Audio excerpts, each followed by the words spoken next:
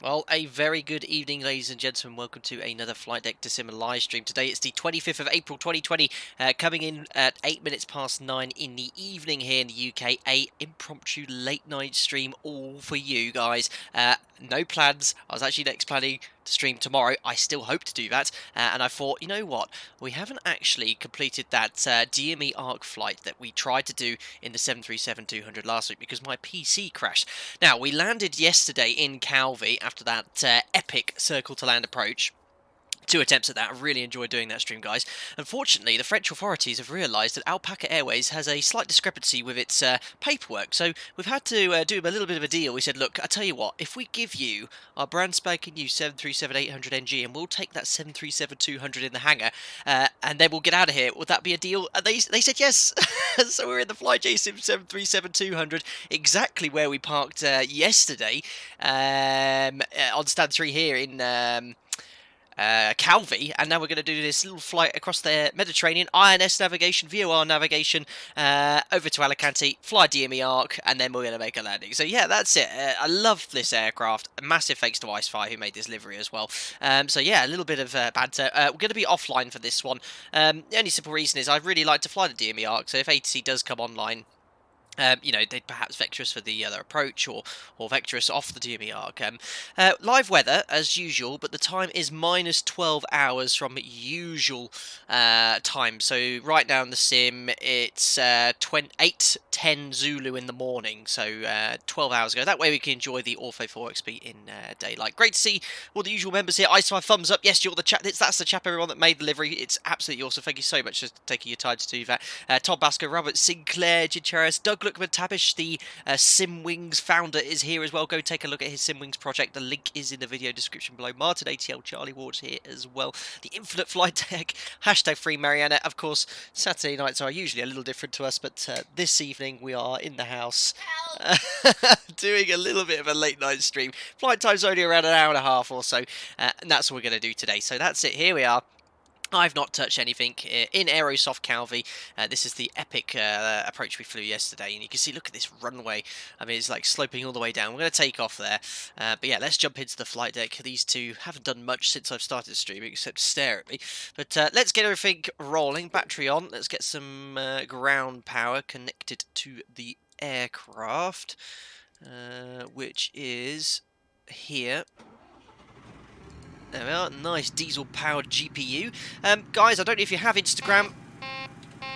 Make sure you have the thrust lever idle. I don't know if you guys have Instagram, but if you head over, I have taken a screenshot, well, I say a screenshot, a printed copy of our routing, and you can see our exact routing via the INS navigation waypoints I'm going to program. Numerically, we've got 6 INS waypoints and VORs, so it's exact real-world routing we're going to do.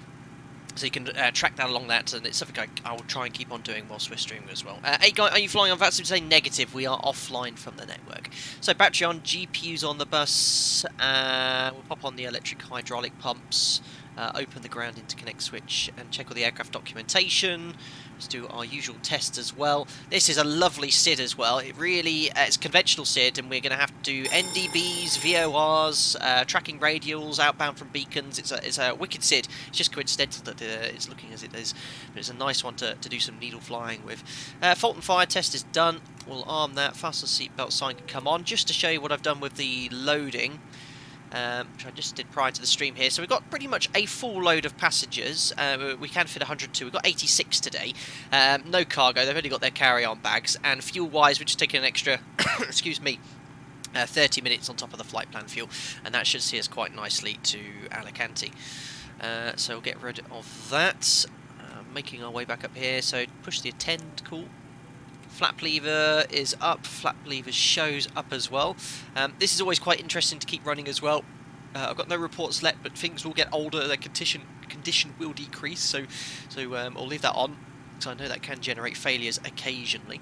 There's no SID stop altitude today, so we're going to go straight up to our planned cruise flight level, which is 330. We'll put the weather radar tilt to +5. I'm just going to put this to standby, just to warm up the old battery, which I don't think is required. I'm going to push that, which sets the trim for departure. We'll set the nav aids up shortly. Rudder and aileron trim. There's no aileron trim here, actually. Oh yeah, it's here. Look at these Look at these things, they're absolutely massive. Well, they're set to 0. Circuit breaker panels are in. Stall warning test, flight recorder. You'll notice the textures are a little off. That's completely to do with the fact I'm running Vulcan. But look, what frames are we getting right now? I've got everything running at 60 frames per second. I'm so glad I've switched to Vulcan now. The performance is epic.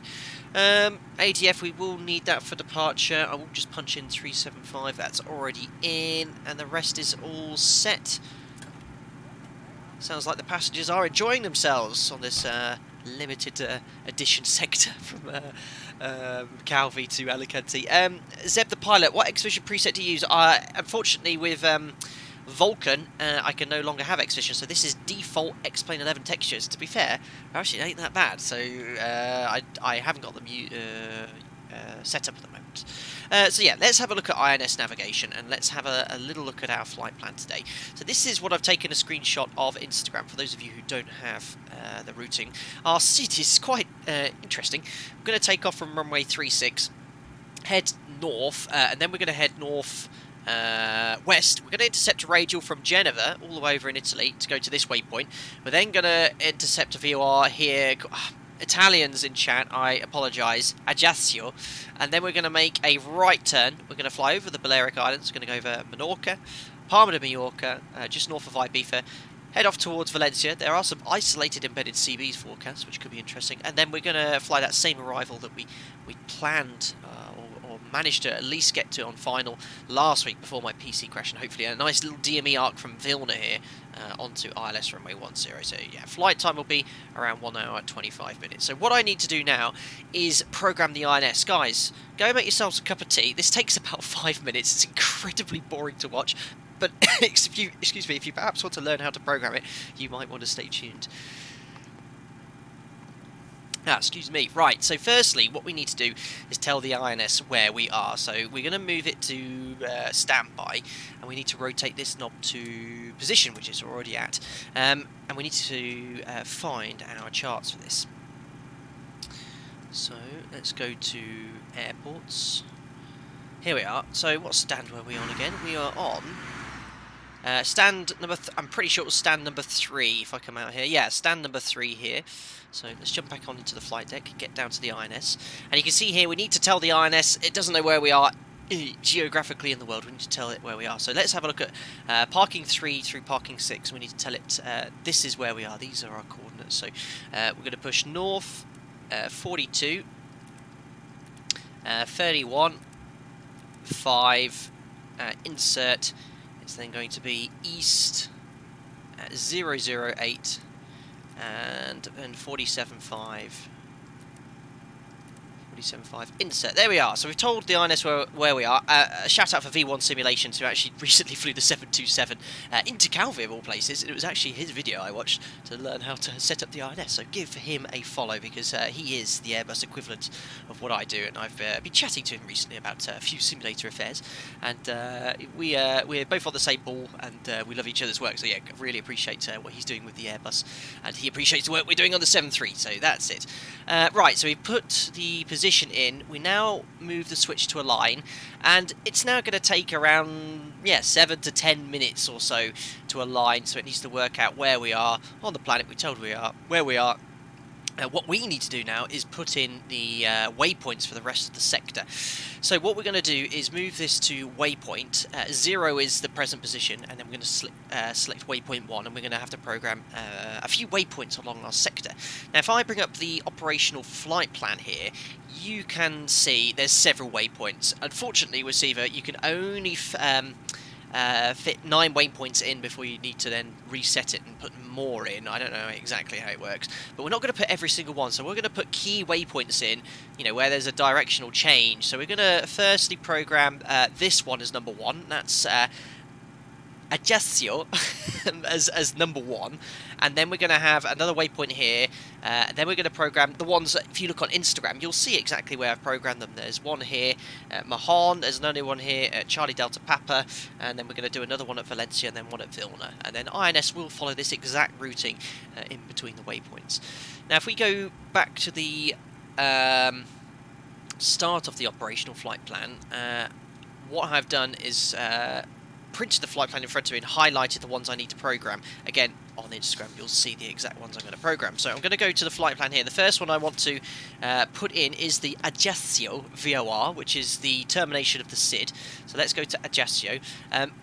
Nice little tidbit here. If you ever wanted to program this, make sure you move this up, and you could find yourself otherwise putting in the wrong coordinates, and I always move it up so I know the one right at the top is the correct coordinates to set. That way you won't make any mistakes, because yes, if you make a mistake, the aircraft could navigate to a completely different direction. So there are parts of this routing where we have no VOR, so it's important that I need to get these coordinates in correctly. So let's punch in waypoint number 1, which is Jetseal. We're going to select north 41 46 2, insert, and then east 008 46 5, insert. There we are. So waypoint number 1 is programmed. Waypoint number 2 is going to be Negat, which is the beginning of the or the end of the Upper Tango 451 airway and the beginning of the Upper November 851 airway. So let's get Negat to the top here, so we're not going to make any mistakes. There we are. So here we go. How do you pronounce it? Ajaccio. The first C of Ajaccio is pronounced K. Okay, so Ajaccio. Not all the C. How do you say it then? You're good at this. Go on, say it. Say it. Ajaccio. Oh, I'm actually saying perfect, but I don't know which one he's referring to. Correct. And probably the one Mariana did for sure. Right, let's get Negat in here. So waypoint number 2, Negat, north 41 24 7. Insert. Guys, we're going to go up to, try to get up to 737 likes today, by the way, so don't forget to smash that thumbs up button. It's just a chilled out stream. No quiz today, but we will be doing something soon, and we're going to find a new format for the quiz as well, where we don't use YouTube, because I found out since then, if latency, everyone has different latencies, so some people are more likely, for example, to be able to answer quicker than others. For example, Freckles Aviation managed to get half the questions right, and I should get down to the fact he's either a neighbour of ours or he has a very low latency. But we'll think of a new format. Right, now, I mustn't get distracted here. Did I press insert? I think I didn't. There we go. So 1.2 Negat East. Perfect. So after Negat, it's now going to be all the way to Menorca. The VOR of Menorca. There we are. Which is where Upper November 851 ends. 50, let's go here 40, for number 30, 3. Oh, thank you very 20, much, Tom Pascoe, 10. for your continued support as well. One of my members, $25. For your continued incredible effort to the channel and Discord during these times. Use this to invest in better slippers. Hashtag free Mariana from Crocs and Socks. Tom Pascoe, I don't have any Crocs. These are just really blue rubbery slippers, which are incredibly comfortable. My goodness me. They're not Crocs, they're actually your dad's, so... That says a lot, doesn't it? Oh dear, backfired that did. Thank you very much, Tom, and you're most welcome. And like I said to all the guys here, you know, I'm off work, so this is my job at the moment. So, yeah, it's great fun to be able to provide feedback as well. No quizzes, refund please, says Dougal. We will do quizzes soon, Dougal, for sure. Or Freckles is Jack, perhaps he is, Right, so now I'm getting completely out of tune here. So Menorca, waypoint number 3, perfect, it's blank. So north, 39.51.8. Insert. I haven't even selected a line yet. Did I go to a line? I did. That's good. Otherwise we just wasted loads of time. East, 004, 13, 0. 04130, insert. Waypoint number 4 is the next VOR. You see how the airways terminate, and I'm just doing them between each airway, so we are going to be routing very accurately today along existing airways. Waypoint number 4 then is the Cap de Pera VOR. I think that's on either Palma, or I think it's on Palma, Majorca. Excuse me, guys. We only had our dinner just prior to the stream, so we are going to be trying not to belch, but I might let one slip uncontrollably. Right, let's get the latitude in. So north, 39, 41, 9, and then east, 00. Ooh, hold on. Right, so I forgot to... Yeah, if you just press clear, it resets. I forgot to insert it, but make sure you push clear, and that will reset it there. So let's start again. north. Uh-oh. Oh no, it says north already, so north 2. Uh-oh. North 3, 9, 4, 1, 9. Insert. East 0, 0, 3, 2, 6, 1. Insert. So yeah, I nearly screwed that up there. Just take your time, don't rush that. I think we're good. Waypoint 3, waypoint 4, 39, 41, 9, 0, 0, 3, 26, 1. Perfect. 5 then. This is Valencia, which is the beginning of the arrival, and that terminates at the Upper November 733 Airway. There we are. Here comes Valencia. So north 39, 29, 1. Insert. West 0, 0, 0, 29, 0. Insert. And last but not least, Vilna, which is the beginning of the arrival into Alicante. This is the initial approach fix for Eyeless 10 with the DME ARC. The DME ARC will begin at Vilna. North 38, 32, 4. 38, 32, 4. Insert. And then we are going west 0, 0, 0, 4, 9. Oops, I know what I forgot to do. I forgot to put west on the key first. West. No. So I think we should be okay now that west 0, 0, 0, 49, 0. Okay, insert. There we are. So everything is in. Oh, sorry, Pablo. Valencia. Yeah, Valencia. I know that. Hasta luego. Que tengo buen día. That's my Spanish exhausted. I lived there for a year and I've literally forgot anything.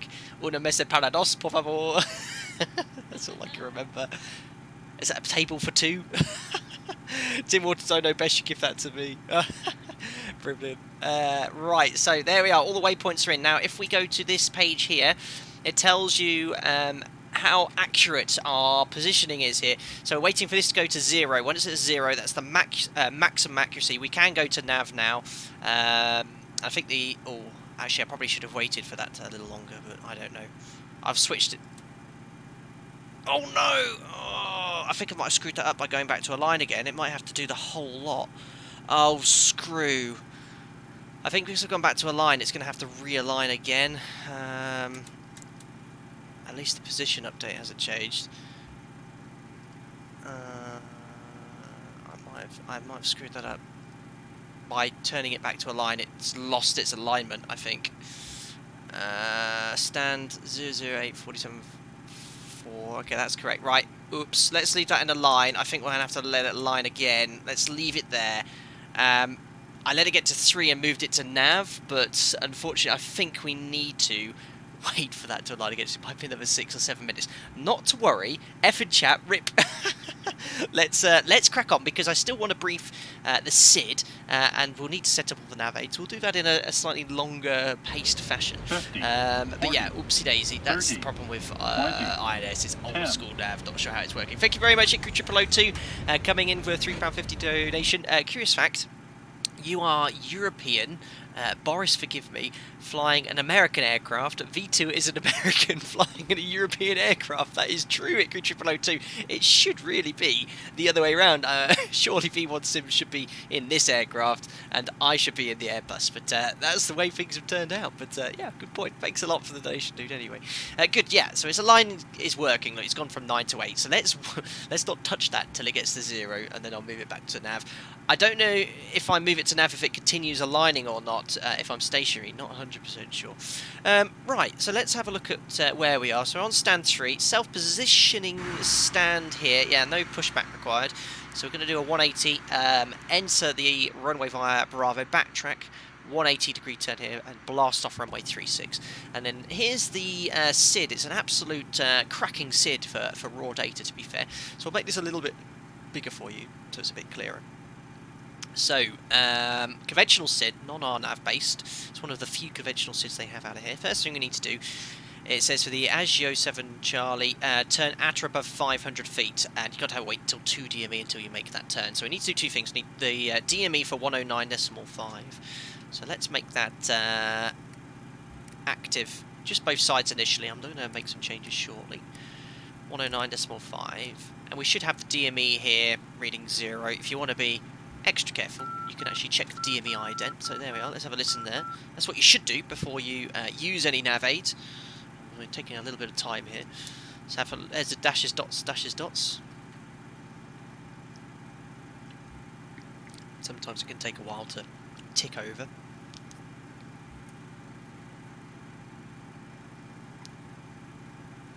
Kim, you know it comes with a quicker line sheet, right? Oh, really? How do you do that? I don't think he knows. Petrus, I don't know. Oh, didn't someone... Yeah, didn't someone last stream say you push one of the buttons on here? There we go. Dash, dash, dot, dot, dot, dot. So we know that's the correct DME we're listening to. Press ready nav. Oh! Well, there you go. That saves some time, hasn't it? Oh, my goodness. Oh, well, that's cheating for sure. But the alignment is complete, guys. Now let's go to nav. Hooray. Brilliant. Thanks, Kim, as well. Wow, that is useful to have. Right, let's now select distance time. Yeah, 45 miles as the crow flies to get to Adagio. Right, perfect. Hallelujah, says Liam. I agree. So, to DME. Then we're going to go at 2 DME, make a left turn. We're going to fly outbound from the Calvi NDB on the 302 QDR, we call that, until we get to Calno. Calno is going to be 24 DME distance from here, and we're actually going to intercept the Geneva 196 radial. It's around 100 miles away, and then from there we're going to go to this waypoint here. We've only got the coordinates for it, so what we're going to do is go outbound on here, and when we cross the 329 radial, we'll make a left turn inbound to Ajaccio. Ajaccio, I think it is. And then from Ajaccio, it's actually a quite steep right turn en route. So yeah, that's the SID. So we've got the NDB now to tune. So 375. 375. I'll just tune both of them so it's easier. Where's the other one? 375. Perfect. Let's switch these both to ADF for now. Again, you can see there's a slight texture issue. This is purely to do with... what's the word? Vulkan, which makes some textures blurry, but I can deal with that with regards to the performance. The power of YouTube chat, exactly, Liam. You guys are very good at answering a lot of the things I get stuck on. So, we've got the NDB tuned. Again, we'd listen to the nav aid for that. Outbound from the QDR. Now, let's intercept this 196 radial. So, what we're going to do, we put 196 here. 196. We're going to tune up the VOR, 112.8, which is Geneva. We are on the ground here, so we'll be unable to ident it. It's the same as Unicom, isn't it? 112.8. And then we're going to go on the 149 inbound to Ajaccio. So we're going to put 149 FO side. And then 14.8 on the box down here. Again, we can't ident any of this because it's too far away and we're on the ground. There we are. So that's it. We're going to use the NDB and the RMI to navigate initially, then the VORs, Geneva and Ajaccio to get to where we need to, and that's it, really. Initial climb clearance by ATC, no ATC, we're going to go straight up to flight level 330, and that's exactly what I've mentioned here. We're going to climb to DME, left turn, intercept 302, bearing from Calvi via Bunax to Calno. Again, you can tell when you're at these points by the DME distance, so you got DME 9, DME 15 for Gorit as well, and then 24 DME will be exactly at Calno, and make a left turn there, and then a further left turn as well. Another stream, an impromptu one, Freckles Aviation. Not much going on Saturday nights these days, so I thought we'd just jump in and complete this flight from Calvi, and have another go at that attempt into Alicante, the DME ARC as well. Right, so I think we're all ready to go. I hope that's all made sense. We'll get the APU up and running. I'm going to finish the scan up here. So your dab has come on. Thank you very much to Michael Bremner, who's just purchased an official Flight Deck to Sim mug. Bought a mug. Oh, it's too small, but thank you very much, Michael, for purchasing the official Flight Deck to Sim mug from Teespring. I hope you'll enjoy many a brew from that, sir. And thank you very much for the dedicated support. Very kind. Right, you can hear that APU booting up in the background. Seatbelts are on. No smoking for now. We can turn it off later. Window heat can come on. I don't know much technically why we have this ground interconnect system. I think this is to do with how they separate the hydraulic systems, but you leave it open to pressurise the engine or electric hydraulic pumps on the ground. Not entirely sure. I'm talking out my arse mostly, but it's working in some strange way. Packs on. AP bleed off just for now. Cruising at flight level 330. Again, you can see the textures are off because of Vulcan. 7,100 feet. I could just about see. That's what we need here. 7,100 for the cabin altitude. Land altitude Alicante 150 off the top of my head. 150. I'll double check that later. Put that in flight, otherwise you're gonna kill yourself. That should be on. The rest is all set up here. We'll put the AP on the bus. The AP bleed on as well, open the isolation valve, dual bleeds checked. We set up our tiny little MCP here, takeoff thrust settings and things like that. So takeoff, we're going to use flap 5, we'll set those bugs, the weight is set. It only gives us one thrust setting for departure, I think it's like full thrust. I always set this EPR of 2.15, which I bugged it works out quite nicely. We'll reduce thrust at 1,000 feet to 90% N1, then continue the climb. Cool, so we then complete the checklists. There is a cool little checklist here actually. Oh my goodness me, how do I get rid of that? There we are. GPU disconnect. Close the doors as well.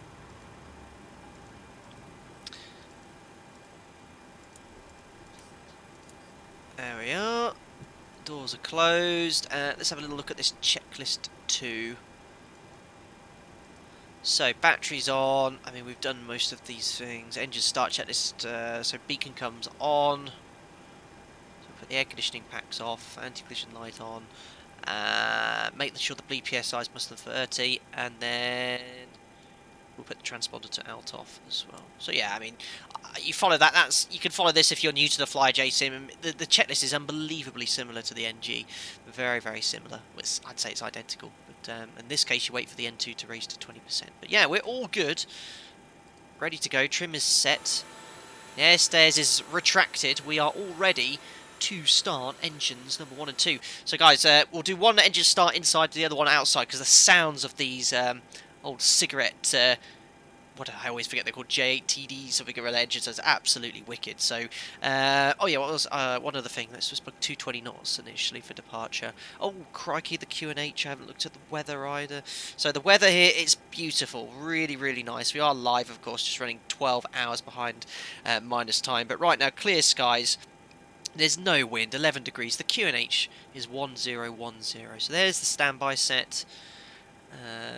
Captains and first officers. FlyJSim, please put a sync feature on. That would be really cool. Right, guys, here we are. Let's start now. Engine number 2.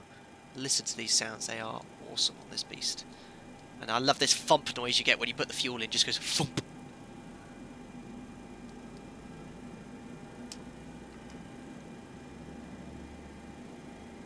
There's 20%.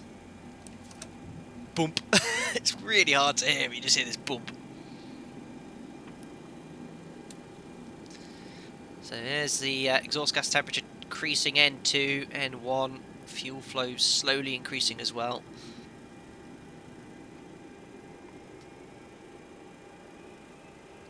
All looking good. Lower pressure lights extinguished, it's in the green. And there we are, starter cut out. 2 looks stable. Now starting engine number 1.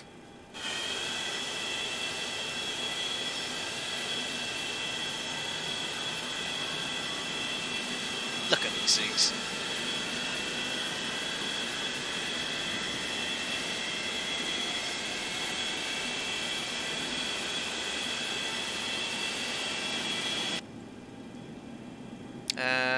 Oh yeah, max motoring already. So let's get some fuel in. A little bit of puff of smoke. Not as smoky as that Tupolev from Felis though. Crikey. JT8D.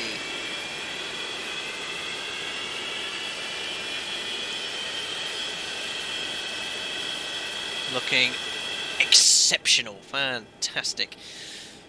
Right, so no low pressure lights illuminated, all in the green here, temperatures are all stable, looking like we've got 2 good engine starts, guys. So let's do the before taxi flow.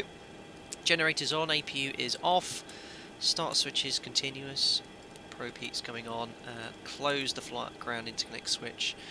Packs on. Isolation valve. Oops, auto. APU bleed off. Dual blue light extinguishes. There we are.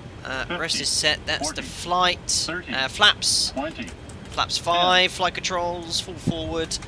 Full back. Full left centre. Full right centre. Let's do the rudders as well. Full right centre. Left centre. Recall. There we are. Before taxi check is complete. Thank you very much, Mr. C. 1893. Coming in with the £2 donation. Thank you very much, sir. Very, very kind of you. Hope you're enjoying the content. Right, guys, I did see a question. Someone asked the question about the NDB or DME. Burcaston, can't you also tune in the VOR and initiate the turn to 302 at 2 DME without using the ADF? Is the ADF a backup in this case? No, it's purely based off this ADF. This outbound is based off this beacon, so you need to have an ADF to be able to measure this instrumentation. There's no other way of getting here. Using instrument navigation, you could perhaps do it visually. You know, you could request a vector. You know, could you give me a left turn at 2 DME 300 and we'll self-intercept that. But to fly this SID, it does require the Calvi NDB tuned, and usually it will say somewhere on the chart, you know, ADF required or something like that. Doesn't really mention it here on the JEPI. Yeah, sometimes it says ADF required, DME required, and all that sort of stuff. Guys, awesome stuff. Keep the questions coming in. This is what this is all about, to get you guys to learn a little bit more, to improve your home flight sim experience. If you are a real-world operator, please do not follow any of the guidance in these videos. They are purely for entertainment, as you fully understand. Right, let's get our taxi in. Thank you very much. Well, au revoir, we should say to the guys on the island here for their service. Enjoy the 737-800 we've left behind, and we'll take away this old tank on the 737-200. Now, need to make a right turn on a self-positioning stand. No better push power back here, so just release the parking brake smoothly at the thrust, otherwise they will backfire. And we'll make that turn off the stand.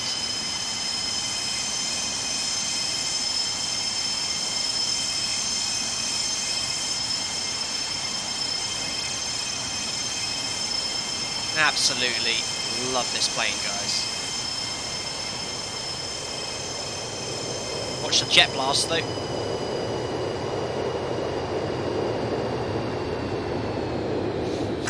That's so cool. Some of the best sounds I've ever heard in a desktop sim. Right, so there we are, already at the whole point. So imagine we've got our clearance to line up backtrack. Runway 36. So we'll do our pre-takeoff flow, so we'll just pop those on for now. Strobes can come on. Transponder to TARA as well. There we go. So we confirm with the first officer that we are cleared to line up. Approaching. He says yes. 36. Oh, we have RAS installed. Excellent. Well, that was good of them to install it.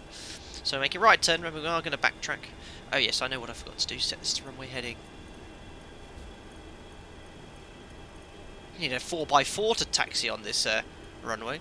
On runway 18, 200 meters remaining. Very good, RAS. I don't know what the exact QDM is here for departure. Let's have a look on the charts.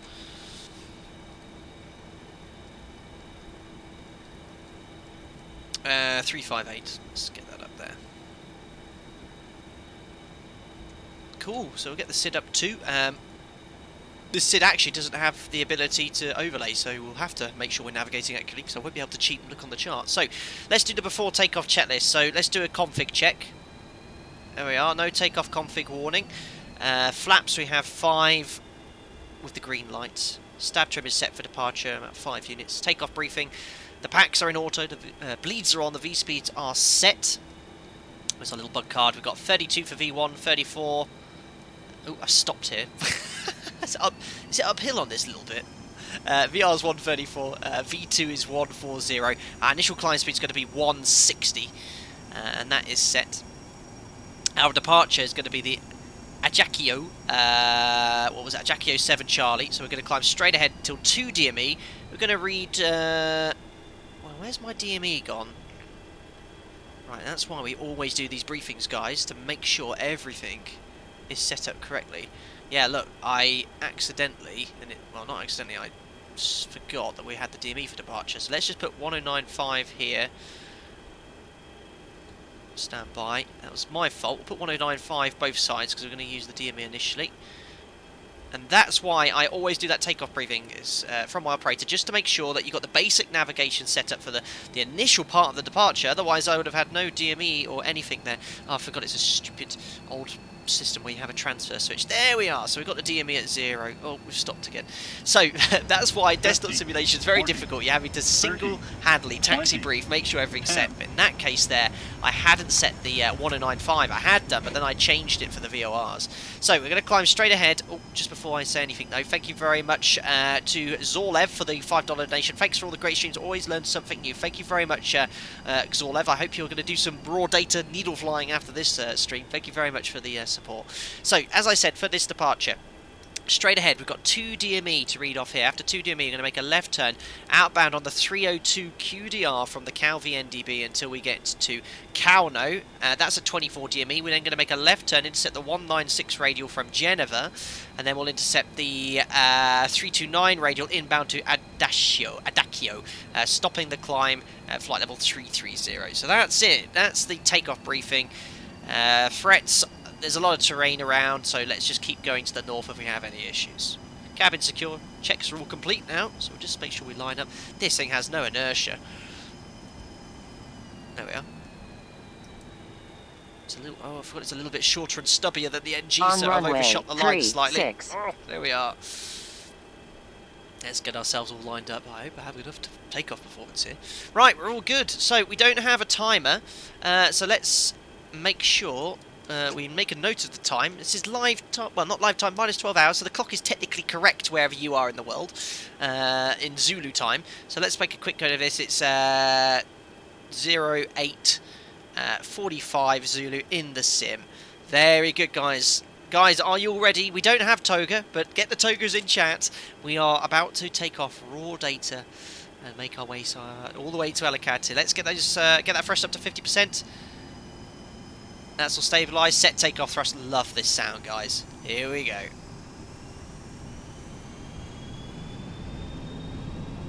Oh, 2.15, a little bit too much there. There we are. Takeoff thrust set. Indications normal. 80 knots. Checked.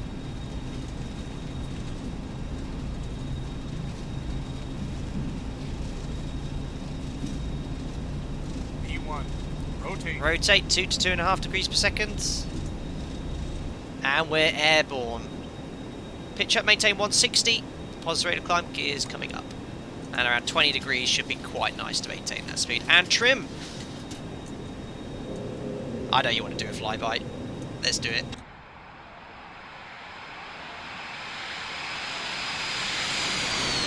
Oh. What a tank. Right, there's 1,000 feet. We're going to reduce our thrust to around 90%, lower the nose around 10 degrees, just going to help the aircraft to accelerate. Wait for 2 DME, remember. Flaps going to 1.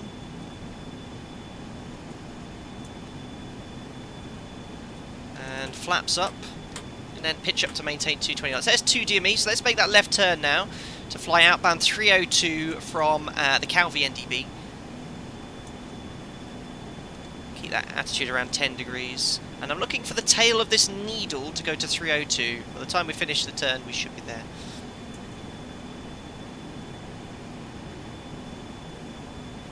So just pitch that nose down a little lower. Just get to 220 knots. There we are.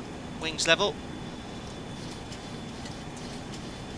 Trimming nose down. And it's the tail of that needle, guys. I want on 302. 302. I hope that makes sense. Because we've now exactly outbound from the NDB. So continue that, lowering that nose. Just to show you, we're outbound here now at the moment, guys. 9 DME, we're going to be at Bunak, so outbound 302. So we're just approaching this point here.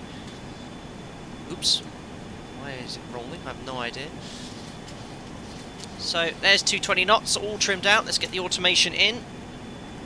Command is in, indicated airspeed, and heading select for now. And we'll quickly knock out the after takeoff checklist. So gear can come to off, start switches can come to off, air conditioning and pressurization There's 2 psi climbing. That's all set. We can release the cabin crew. There we are, after takeoff checklist is complete. So, next thing then, we're going to wait till we get to 15 DME, then we're at go rit. 15 DME is going to be coming in. We're not using the INS at the moment, remember. So 15 is going to come up here and go. We're going to get the VOR active soon. You can see that we're tracking really nicely from that NDB. Look, the tail of the needle shows you what QDR are on. So on 302 there, working out quite nicely. Let's accelerate now to 250 knots. And we need to get the next bit of nav tuned, so we need that Geneva 112.8. So I'm going to go active now that side. And we've already got the course, double check 196, 196. And you can already see, look, the QDR, the radial's coming in nicely, 108 miles away, and then we're going to make a left turn to fly outbound. Quite a steep left turn here. Cool, cool, cool. I love flying this plane, really. I cannot stress how rewarding and enjoyable it is. So, let's get the Geneva VOR identified. Dash, dash, dot. Try and do this a little bit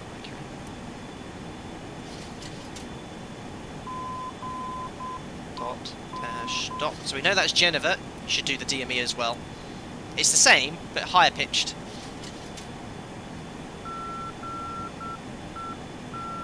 There you are. So we know that Geneva is tuned and correctly identifying.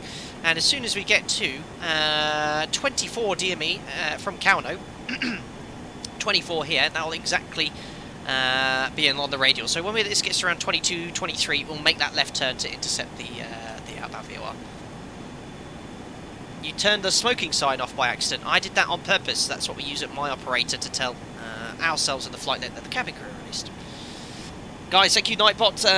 We're trying to get to 737 likes. If you're enjoying a little bit of raw data navigation, flying old school, don't forget to smash that thumbs up button. Going for 737 likes today. Fantastic. Right, we can now accelerate to 280. That's a nice climb speed in the 200, so let's just bug that speed. The aircraft will pitch down for that. And we can now do the pre-cruise checks. Fuel 4 pumps. Lights can come off. APU's off. Pressurization 3.8 psi and set. Seatbelts toward a recall. Ah yes, no smoking switch definitely can stay off now.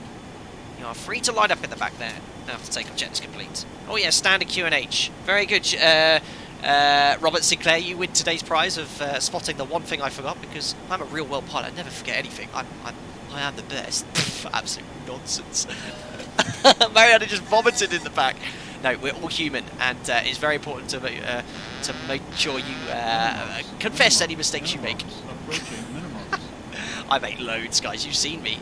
You've seen me in a stream. I really like it when you guys spot it. Right, there we are. We can make that left turn. We're coming up to the point where we need to intercept that radial.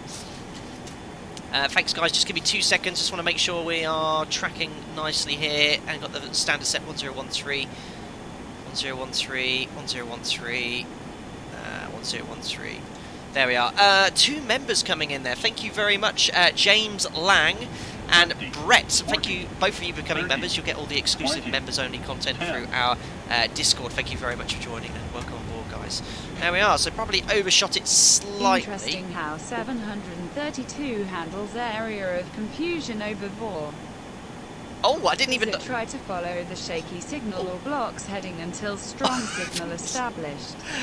Thank you very much, Felis, for your continued support as well. Felis, the developer of the fantastic Tupolev Tu-154, which we flew last month. Very enjoyable. Interesting how the 732 handles area confusion over VRs. Does it try to follow the shaky signal or block heading until stronger signal established? Now, Felis, I've never done any raw data flying in an aircraft like this before. When I did my instrument rating, if I remember rightly, you don't use the navigation approach in the cone of confusion. You switch to something like heading select. Because everything's inaccurate, the needles will swing, you'll get the flip over on the HSI, so you have to ignore it. So yeah, I think this handles it reasonably realistically, but it's been a while since I've done any flying like that at all. Yeah, thank you very much, Felis. Felis, I did see you had left a question as well for me earlier, Felis, but I've been quite chilled out before streaming today, but I will catch up on you later. Thank you very much as well to Mob Rules, who's just joined as a member. Thank you very much, sir. Welcome on board. Glad you are enjoying the video, and you'll also get all the exclusive members only content. Enjoy your custom emojis in chat. You can toga away. You can alpaca away now till your heart's content. Right, so what's the next thing that's going to happen? Well, we're now outbound on this radial, guys, the 196. We're going to get ready for the 149 inbound to Adagio. So, 149, 14.8. Let's bring up 14.8 this side.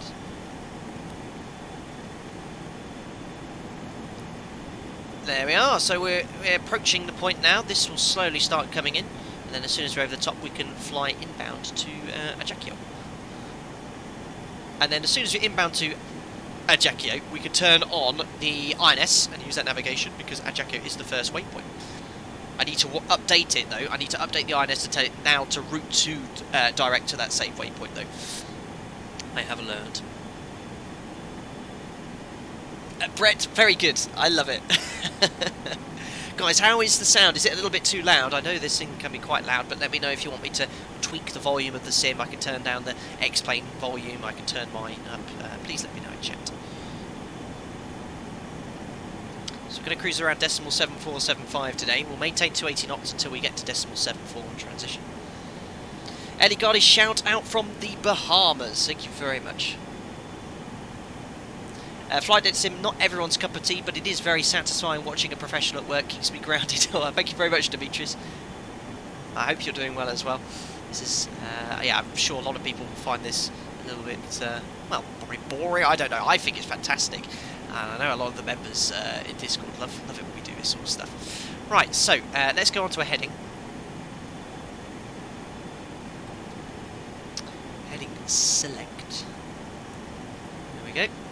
I've still got all the flight directors off, and then we'll get everything tuned up this side. We want 148, just like it, so it's primarily navigating on my side. Adagio is 14.8. Yes, you need to identify it as well. Oh, we should have turned already. Let's turn now. There we are, now inbound, we're exactly here guys, we're exactly here, and again I can't show you because it does not support these maps, but we're at north 4228, oh look, maybe I could show you in the INS, our position.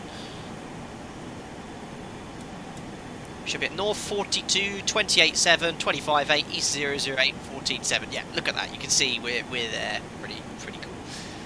Obviously we're travelling quite quickly. Let's put this to Vorlock.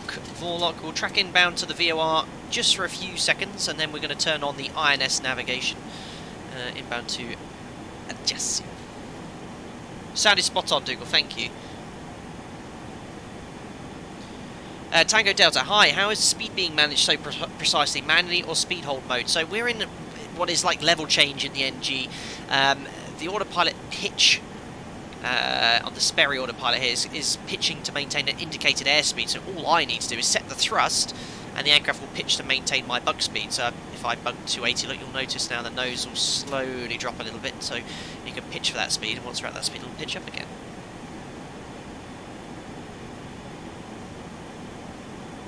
Finley Barfoot, what's better than to annoy Greta by blasting a load of smoke out the two turbojet engines? You've got it.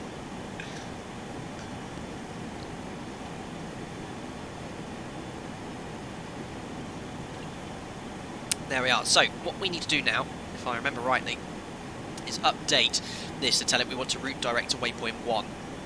And for that, I think I need to just double check the instructions. Just imagine that work. Just before we do that, can I just check the manual or something? I can't remember how you do it exactly. Let me just get the instruction manual out. I remember it was around here somewhere. Intercept next slope, direct to next waypoint. To change directly from your present waypoint to the waypoint in your flight plan, press waypoint change. Waypoint change. Then 0. Then 1. Because we want to go direct to 1. There we are. And I think now, guys, if I switch, let's just go to heading select initially. Heading select. If I switch this to GPS, fingers crossed, this shouldn't change too much. Yes! We're bang on it, guys! GPS, Vorlock. GPS has engaged, guys. We are navigating INS. Fantastic.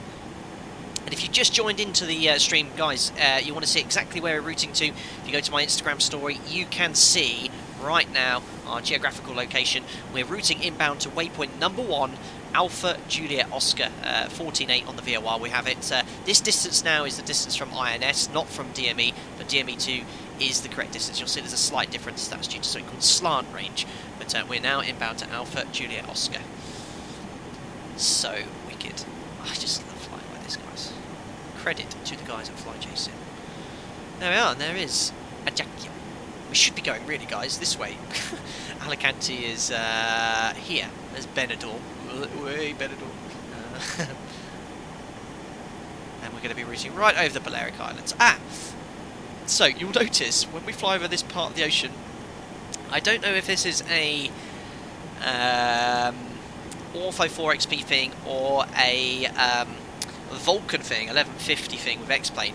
There's some weird grid squares in a patch of the sea just here. I have no idea what's causing it. I noticed it when I was testing this sector earlier. Right now, if we look outside, the sea's looking lovely. Very realistic. You can also see, look, where the ortho ends. So there's no ortho here because the developer Aerosoft removed it as part of the Calvi scenery. When we go back into the flight deck, you can see, look, there we have the lovely ortho for the rest of Corsica. So it's just carved that tile in half, unfortunately. But so be it. Alfie, Benidorm, lads. I've had a few nights out in Benidorm because I used to fly out of Alicante for a long time. Interesting experience.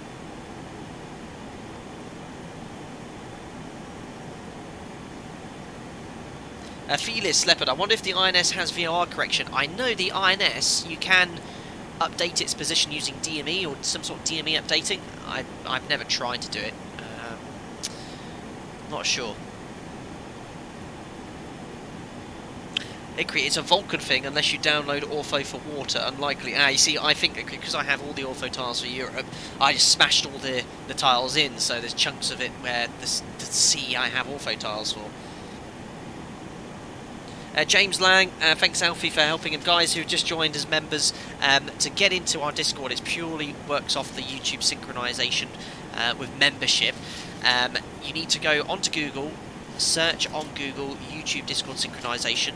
That will give you the steps you need to follow to get into our Discord, and to get that invite you need to be on a web browser. It doesn't work in the Discord app on your phone, it doesn't work on the desktop Discord app. You need to use the web browser Discord website page to get that information. And sometimes the server, it only syncs I think every half an hour, so you can only get in every 30 minutes. I can manually sync it, but I generally do that after. The first thing I do after the stream is always manually sync the server, and I always have a quick chat with anyone. I try to have a quick chat after the stream to say thanks to anyone that's joined. Welcome to the channel. Pablo, Benidorm is known by Spanish people as one of the worst places to go for vacations. Pablo, I used to live in Alicante for a number of years, well, a year and a bit, and I was very disappointed by the behaviour of some of my fellow compatriots, so I can only apologise for their behaviour. I lived in an area called Gran Alicante, which is quite close to Alicante Airport, and it was full of Brits and non-Spanish nationals, and you know, part of me, I wanted to blend in with Spain a little bit, but the behaviour sometimes isn't the best. So I fully understand what some of you Spanish people think of that. Thanks for subscribing, Blaine2755, welcome aboard, sir. There we are, so we're now overhead at Adagio. We're now leaving the island of Corsica. We're now into a waypoint called Negat, which is the beginning of the next airway. Excuse me.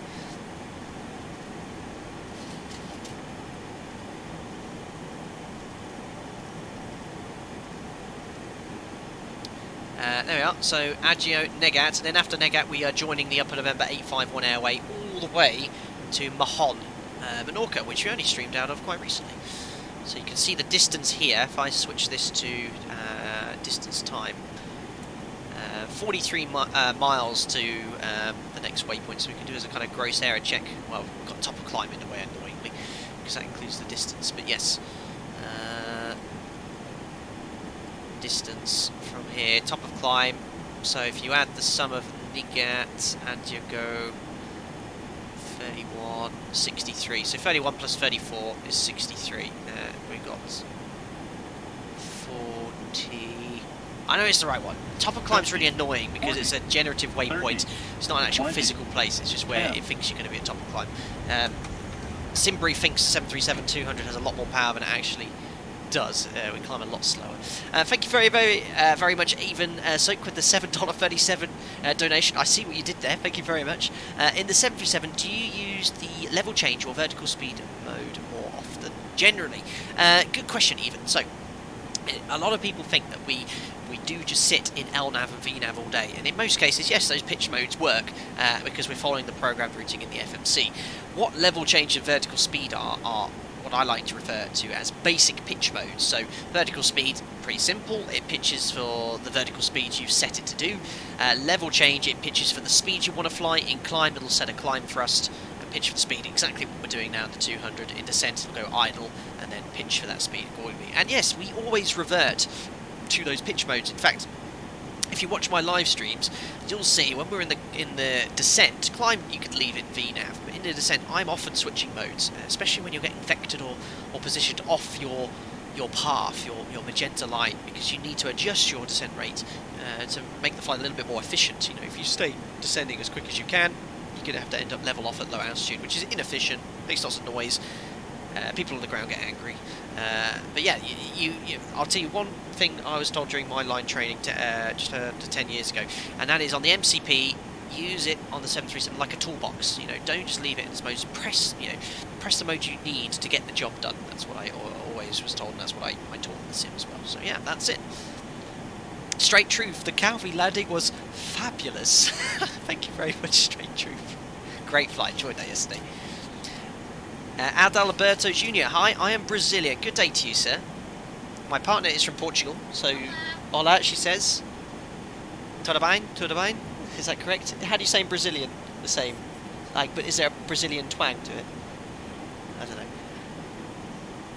Tudo bem. Ashley Elliott, did you do the captain announcements on the Zevo? Yes. Kick my cat. Firstly, kick my cat. I think you dropped me an email. I did see. I haven't opened my emails today, but I think you were talking about the quizzes. I think that was you. I will read that. Give me some time, because I have so much to do associated with the channel, and I will get back to you.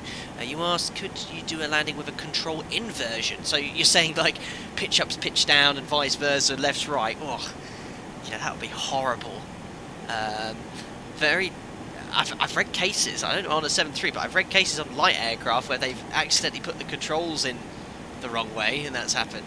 It'd be very, very difficult to do. Seb Slater, V1 Simulations is going to fly back to Calvi. He probably is going to get back his landing title. Yeah, I saw there's been a number of streamers going into Calvi recently. Yeah, that man, he knows what he's doing. I'm sure he'll do it, but give him some flipping credit. He did it in a flipping 727. I mean, if I had to do it in an Airbus, oh, you'd be joking. I'd be all over the place. Yeah, he'll nail it. And we butted it yesterday with a -90. Ah, that reminds me, this aircraft, I don't know, it handles very differently to the NG. I've said it every time, it's very wallowy in pitch. So you pitch and it's like a delayed response. You pitch up and it takes a second for it to do anything. So I'm going to try something slightly different, because Alpaca Airways, they don't follow Boeing's advice. Boeing say, land it firmly in the touchdown zone. Oh no, Alpaca Airways, it's butter or go home. That's our motto. Or go home to the chief pilot to explain why you haven't done a smooth landing for our passengers. I found in the 200, the FlyJSim 200, you really have to start flaring quite early to ensure a smooth touchdown. If you wait till 20 feet, it's not enough time for it to flare. And that's how we do it in the real aircraft. But I don't know if that's a FlyJSim thing or how the 200 handle. I'm not sure. But it doesn't seem to behave entirely correctly. So just checking our client thrust. I'm just going to add a squidge more. We're approaching Mach decimal 7.4. All looking a-okay so far.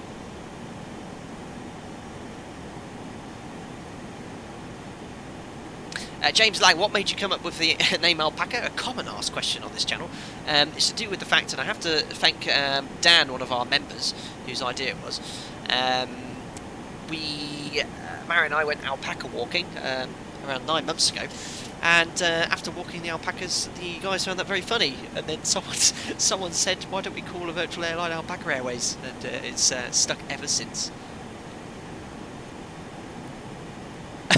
Ballas, I love that. If my ash falls off my cigar, the landing was too hard. That was one of the customer complaints we got in Alpaca Airways last week. Thank you very much, Dougal. Can we show some love and appreciation for the captain by smashing the like button, folks? Yes, 737 likes, or 732, as we are in the 737-200, would be brilliant. Thank you very much. We're trying to get up to that target for this late night stream. Hopefully we'll have a few more viewers in other parts of the world who can't usually come in. Guys, I will do a stream very soon. Well, tell you the stream plan for the next few days. I hope to still stream again tomorrow. It'll be the first ever time I've done 3 streams in a row. There's a big VATSIM event going on in Dallas, in America.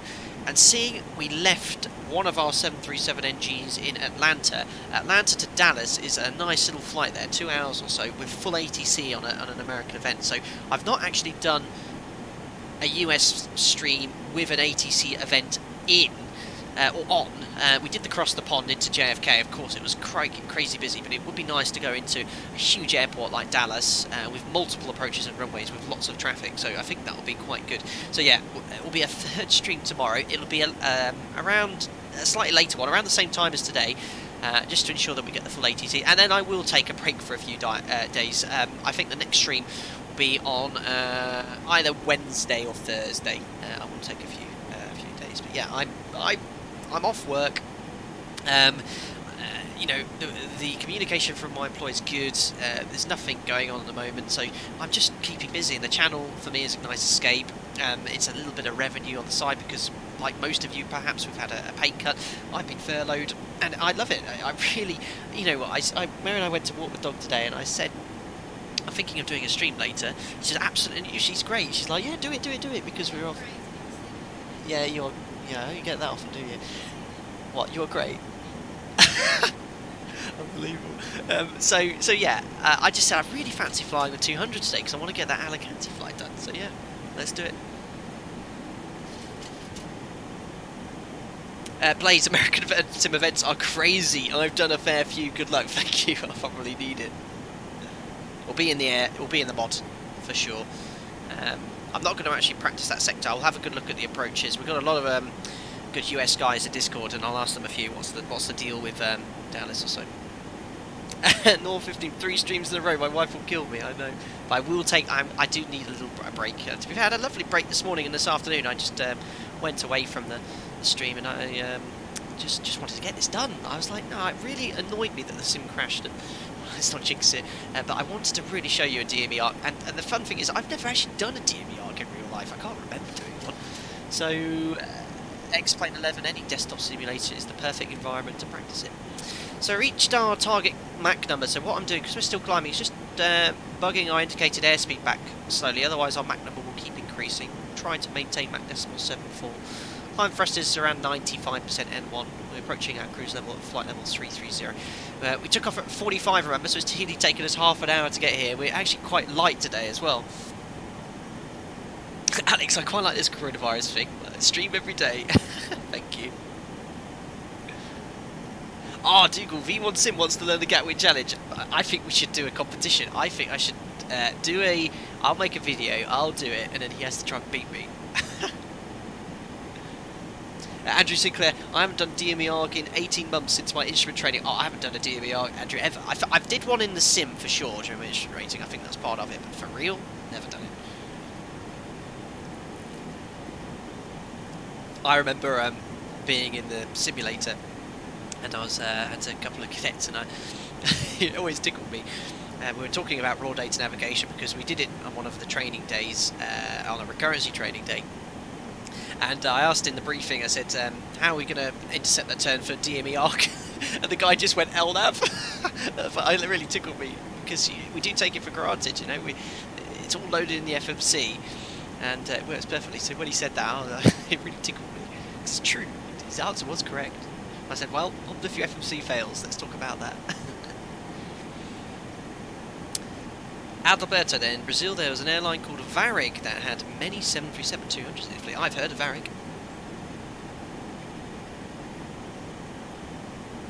Yes, that's it, Andrews. Twist 10, turn 10, twist 10. We're following that exact procedure today. I couldn't remember what it was called, but yeah, twist 10, 10. I just remember do the DME arc in degrees of 10.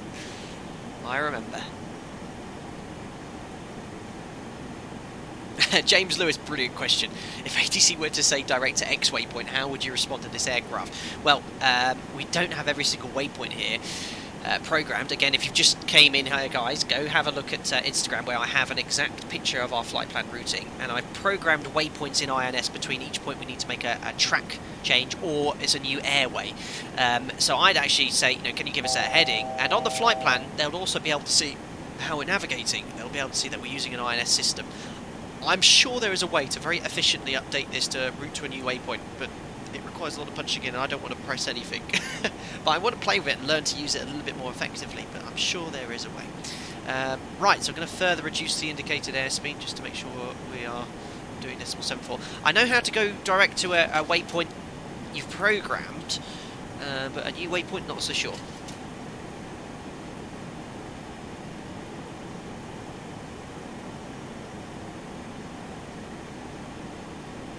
Oh, James, is that the OFP code? I can't remember what the INS is. Off the top of my head, no idea.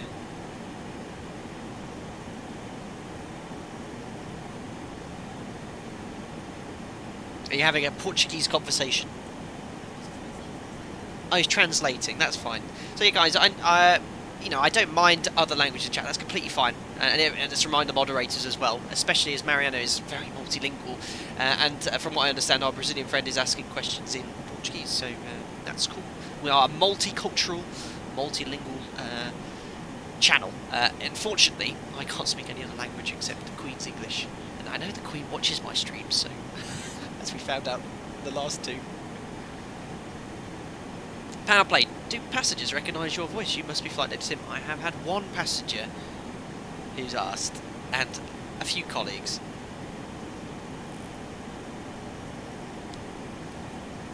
KPS, you've said before that you've encountered moderate turbulence. At what point do you know if you've hit severe turbulence? So severe turbulence is where it's partial loss of control. I tell you what, I'll give you the exact definition, KPS, of severe turbulence, according, I think it's to YKO or some other documentation, and this is how you actually, you know, define severe turbulence as regards to an aircraft. And severe turbulence is serious. I don't think I've ever experienced it, but if you do, you have to write it in the tech log, and the aircraft needs to be inspected. It's very, very dangerous. Now, where is this definition? I'm looking right in front of me. I've got the ops manual in front of me here. So it's actually, you know, if it says no flights will be planned through areas with severe turbulence, rerouting will be given.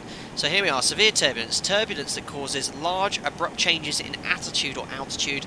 Aircraft may be momentarily out of control.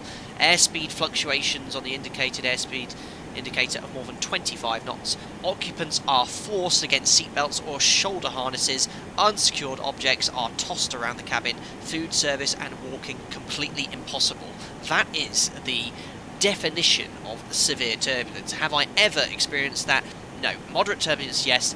Moderate turbulence is turbulence where it's similar to light turbulence but of greater intensity, causing a few rapid bumps or jolts with an appreciable change of attitude or altitude. Occupants feel strained against their seatbelts. Unsecured objects might be dislodged. There you go. So that's the definition there. Light turbulence, slight bumpiness without changes in altitude, speed or altitude, with no difficulty in walking in the cabin. Well, I've had quite moderate turbulence, but I haven't had anything that I define under that definition as severe.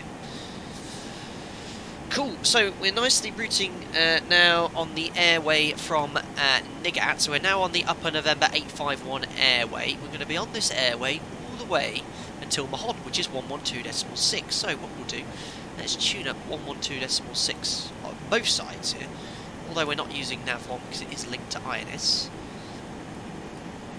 That way we can cross-check the distance here, DME distance, there we are, from the INS and the DME from Majorca, so it's all looking good. We know we are routing in the same direction. We can also match the course up as well. See the radial coming in down here. If I switch it to 240, it should be pretty much bang on. 240. There you go, slightly off, a degree or so. So we are still 120 miles away. Pedro, have you ever had an in-flight emergency? Nothing serious. Nothing serious. No mayday calls in my career. Touch wood. Brett, what was the first aircraft you trained on? First aircraft I ever flew was a glider, a Pukat's Polish-built glider, then a Cessna 150. 150, 152, 172 for the Warrior, Archer, Seneca for the IR, and then the 737. Josh, how do you read briefing strips for SIDS? Could you give a demonstration, please? If you head over to my channel, Josh, or type in Flight Deck Sim SID briefing, you'll find a useful tutorial on that. I'll even save you the bother. I'll find it myself. SID briefing. Oh, really sad. I type in SID briefing. I'm not on the top. Let's put SID briefing Flight Deck Sim. Ah, the second one. It's an old tutorial. Oh my good, that is incredible, guys. The standard instrument departure tutorial I recorded, guess what? It was on the 25th of April 2018. It was exactly 2 years ago to the day I uploaded this video. That's incredible. Look at that, guys. 2 years ago to the day I uploaded this to YouTube. Unbelievable. What's the chances of that? Hugo, thank you very much as a new member the other day. Welcome to the stream. Is changing course due to weather a thing on these streams? I always hear the turn live weather on the streams. Was just wondering if you guys ever had the chance heading due to weather ahead. Hugo, yes, very occasionally you will see weather in the stream if there's CB or thunderstorms forecast on the METAR. Obviously in real life, you know, there's a limitation in the sim of what they can do. And if you this all works completely. Look, if I turn the range up, if I put the tilt down, look, you actually get a little bit of ground radar, a ground return here, which is pretty cool. I was having a play of it the other day, I think. It's on, isn't it? Weather turbulence? It is. I think we need to be a little bit lower, perhaps, but put the tilt right down. No, it's not working.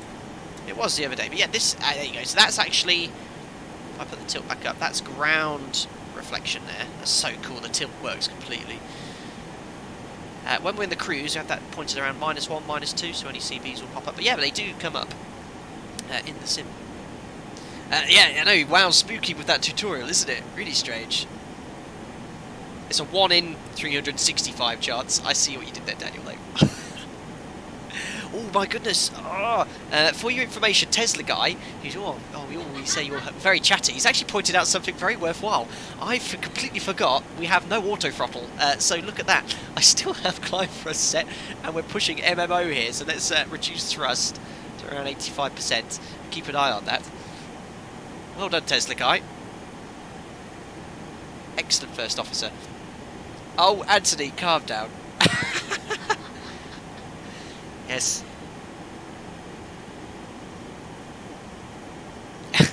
You're welcome, Tesla guy. We're going so fast I could actually heat my warm my dinner up on the windscreen.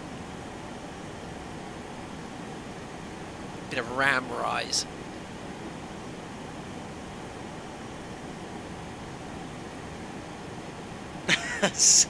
Skepman, FlyJSim Sim speeding again. You got it. Oh yes. Would you like to see have you guys ever seen the film Tron? Look at this. There's a slight issue, it would seem, with this ortho tile. I noticed this earlier. It only happens in this part of the world at the moment. It seems to be fine on the approach into Valencia. We'll be flying over later, but it seems that I have some sort of weird texture issue. Oh, look. Aircraft carrier down there, guys. You know what that means? No, I'm kidding, not today. We'll soon have a bit of fun, though. Yes, slight issue, it would seem. Oh look, you can see that it was doing some weird thing with the cloud. But yeah, but you see something's going on a bit with the textures. Listed with the government is hiding secrets. Oh no, we're going to have some sort of weird conspiracy theory soon. Fake news. Matrix confirmed. Kim, you got it. Anyway, here's a nice little external view of the aircraft. We do this Trident sponsor stream. So you can appreciate the FlyJSim 200.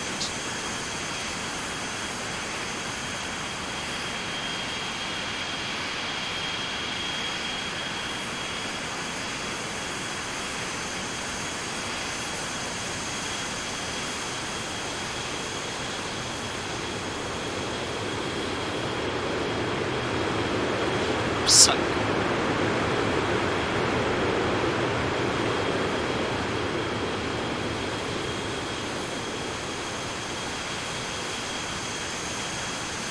And guys, if you have the FlyJSim 737-200, you can grab this livery. If you put exclamation mark livery. Look at those grids.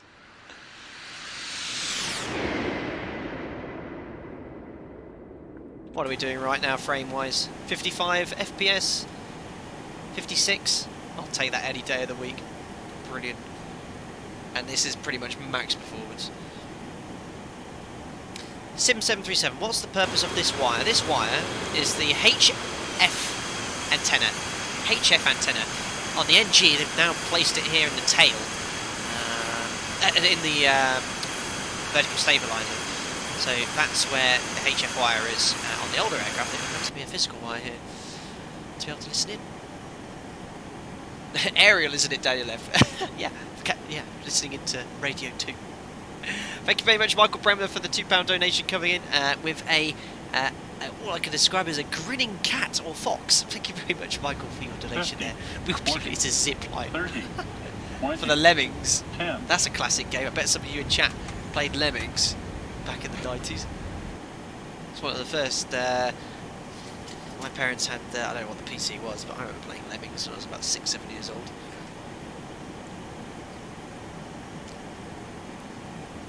Right, speed looks like it's back to where we want it to be, so let's just fine tune it so we just keep reducing. For this, I kind of stare at the airspeed indicator, play with the thrust. Too much there. That should do us quite nicely. If we do about 0.75, is it reducing still? I think that's pretty steady. Looking good.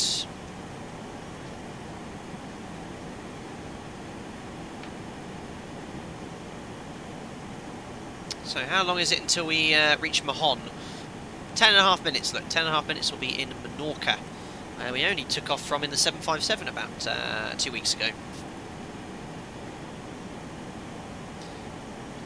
Ballas, is there no Mac bug? You don't need a Mac bug. This bug now you can use as Mac number. So yeah, you just bug the indicated airspeed and look at the Mac. That's how it is. Maybe you can move another bug, but it works the same way, really. Although we're using Mac up here, you can still bug an indicated airspeed to fly a Mac. Pilot boy, by the way, your tack gauge is on the right of the landing. I know where that one is. We're a minus there, minus 10, minus 25.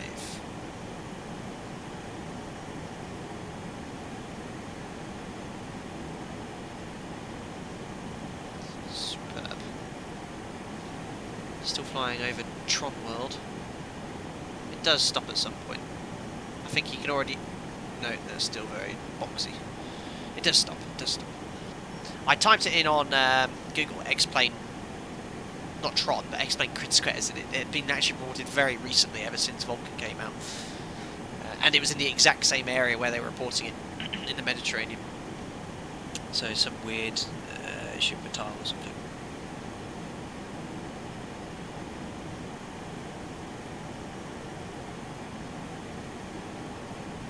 Tim, don't say a lot, but when I do, I know Tim. Cool.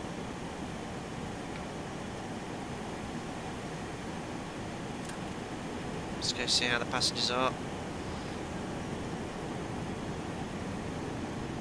We do need a little bit of a livery update here. Like I said, we only picked up this aircraft from Calvi earlier. Ooh, why is my frames going a bit dodgy? That's scary. I'm gonna go back in the cockpit. I'm getting dodgy. I'm getting really bad frames there, like a running child. Like, get away. My frames dropped slightly. I think that's just loading in new tiles. There we are, back up to 60. We'll be. How about a PA announcement? Maybe as we get a bit closer.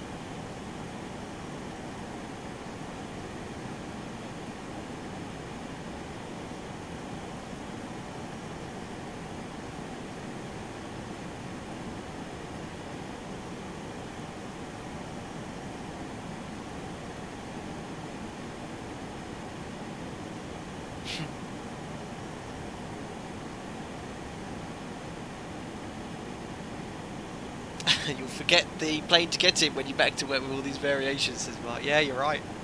But this is good. Flying this actually really refreshes your basic instrument navigation skills. Really does. Martin, are you using Ortho 4XP scenery? I am. So I don't know if that's linked to Ortho or it's a Vulcan thing or the combination of the two, but it's just this patch of sea here, which is like this. I don't know why I had a frame drop in the cabin. Like 54 seems okay now. That would be a lot louder than that in real life, that's for sure.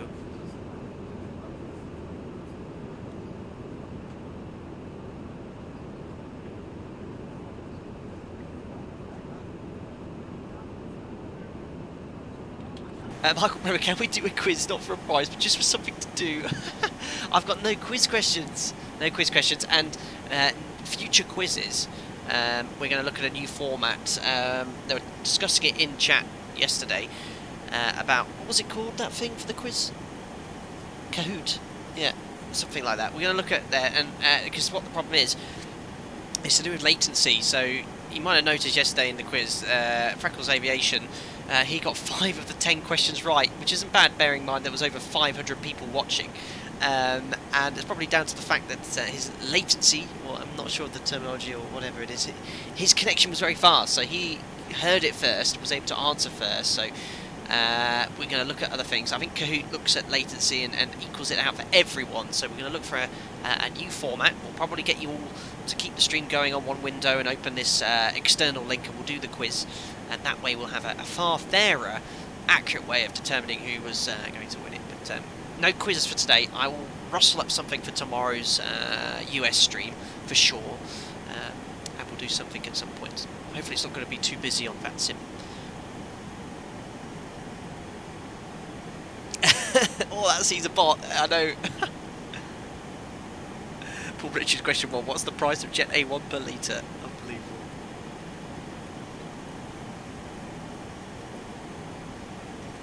What we'll do is get rid of the departures here. We'll bring up Alicante, watching the halfway point.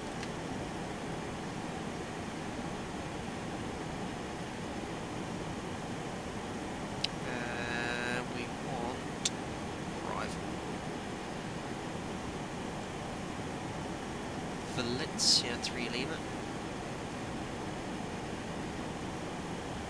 and the approach will be the Eyeless Zulu 10. Here is the DME ARC we're going to be flying, and then we'll just select the airport chart as well, which is this one. Perfect. Thank you very much to Henry X097. The new format shall include the ban of Freckles Aviation. Thank you very much, Henry X097. I spoke to him after the stream, and I did give him a prize. You know, he did win technically.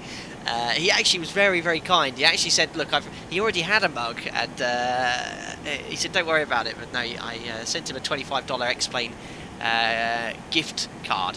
We did loads of giveaways. We got 2 mugs sent out to the other 2 people. One was the second person that won the quiz. The other one was a chap who in chat, I thought it was absolutely brilliant, because we thought this one chap had won, and he actually said in chat, "No, it wasn't me, I actually answered this incorrectly." And I thought that was just brilliant. You don't see much of that these days, so I sent him a mug anyway to say thanks. So we sent out 2 mugs, a $25 X-Plane gift store card, and we'll do a similar prize tomorrow as well for the quiz.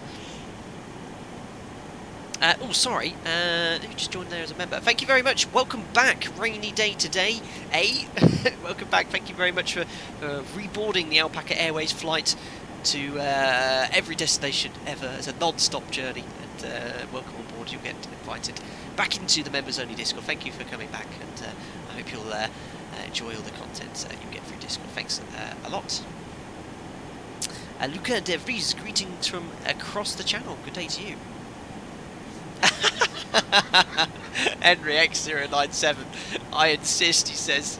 Thank you very much. Is Freckles Aviation here? I'm going to refer him to this stream later so you can watch this. Maybe he should not perhaps take part in the next one. No, anyone is hopefully going to... anyone can take part, and Freckles Aviation, if he's answering those questions quickly, I'm sure Kahoot will for sure fix out those latency issues. But thank you very much again for the donation. 50, 40, 30, 20, Cool. 10. Ah, land ahoy! And there is, guys, the island of Mahon, Menorca. And we only flew out of this airport in the 757 to Luton about 2 weeks ago. There is the Mahon scenery. Looking lovely. And we are approaching the Mahon VOR. We are 14 miles away. There's the VOR. And again, referring to the operational flight plan. We're now going to be doing a short stint to the next VOR, which is Cap de Pera, which is on the island of Palma de Majorca, right on the east coast. 12.9, so we're going to put 12.9 now. We are routing by navigation. Oh my God. We are routing by INS navigation, but we are backing up, remember, with VOR. Next radial, I'll read that in a second, I'll give you 2 seconds. It's going to be 266 by the looks of it. No, it's not, that's not going to be 266. Or maybe it is.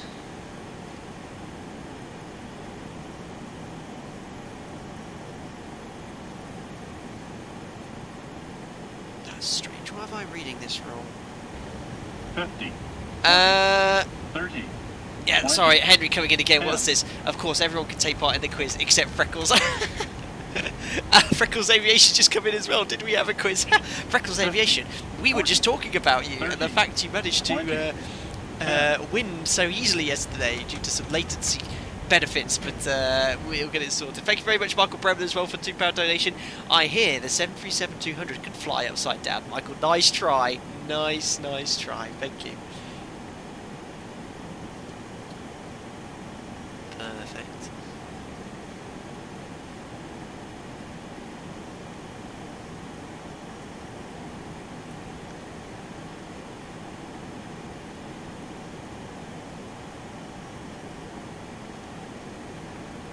There we are. There's our next waypoint being generated. That's why I got a bit confused here. So we're going from Mahon to CDP. Initial magnetic track.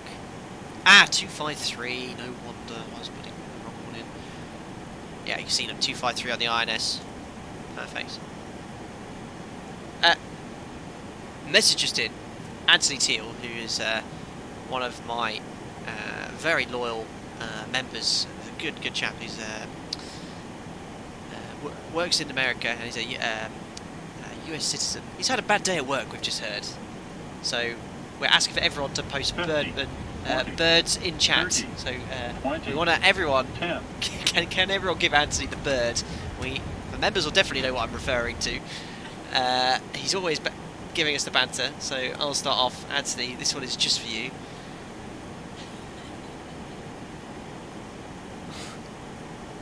How do I set? Oh, I don't understand anything here.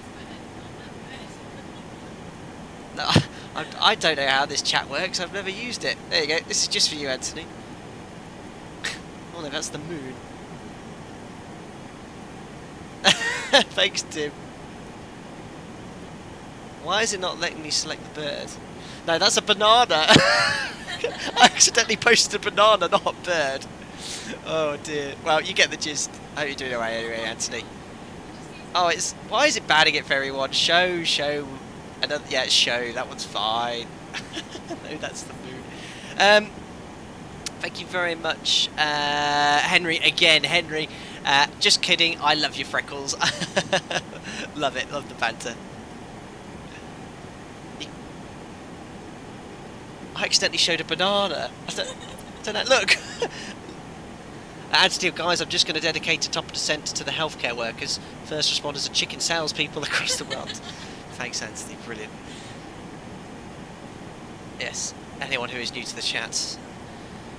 If you are working, you know, selling chickens at a supermarket on the checkout, you can easily, you know, dream bigger. And not to put anything against anyone that does that. You might love that job. I enjoyed it whilst I was there. Well, not that much. But I used to sell chickens and wonder if I'd ever do what I'm doing, and I managed to do it, so there you go. Banana to sim. Look at all the bananas going in. Brilliant. Right. There's the island of Mahon out the way. Here is Palma de Majorca. We're now inbound to the Cap de Pera VOR, 112.9. And from there onwards, we're going to join the Upper November 733 Airway all the way to Valencia. Clement, FlyJSim, got a question. Go for it. I'll try and catch it in chat. Dimitri, speaking of the Islander and short takeoff landing planes, do you know about the newish bush flying simulator Dead Stick, and what is your take on it? I haven't heard of that, Demetrius, I'm afraid. I've not even had a go, if that's out. But it'll be good fun, I guess. Thank you very much, KPS. Cool, KPS. Isoe para o plano de fundo #free Mariana. Just wanted to see how that sounded. Keep up the good work. Listen out, you've got something coming out in Portuguese from the donation for KPS. Very kind of you, sir. Thank you, very, very kind. #free Mariana, something you said in Portuguese. Your continued support is very much appreciated. Just wanted to say how that sounded. It sounded very, very Microsoft-y. Other PCs available. Keep up the good work. Thank you very much, KPS. That's very kind of you, sir. Balance, why didn't you add the top of descent as a waypoint? I just work it out manually. I'll show you how I've worked it out. It's very easy. And in fact, you can actually use the SimBrief top of descent point. It's pretty accurate. It just takes 3 times your height. In this case, we're 33,000 feet. Times that by 3, that's 99. I'm going to start my descent around 100 miles from touchdown. That will work out, you'll see, quite nicely. How do I know when 100 miles from touchdown? It's going to be when we're 30 miles away from Valencia, because Valencia is around 70 miles from touching down in Alicante.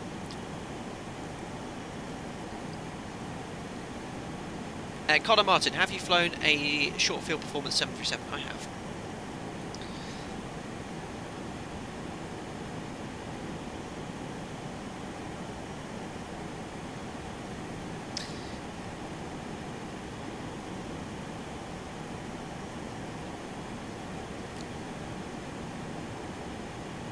Dougal, another Mad Simwings group flight coming into New Zealand. I hope you get to join in. We'll see, Dougal. You see, you know I've been working in the background and doing a few things. We shall see, but I'll always, regardless of the flight, if I take part in the flight, support your work.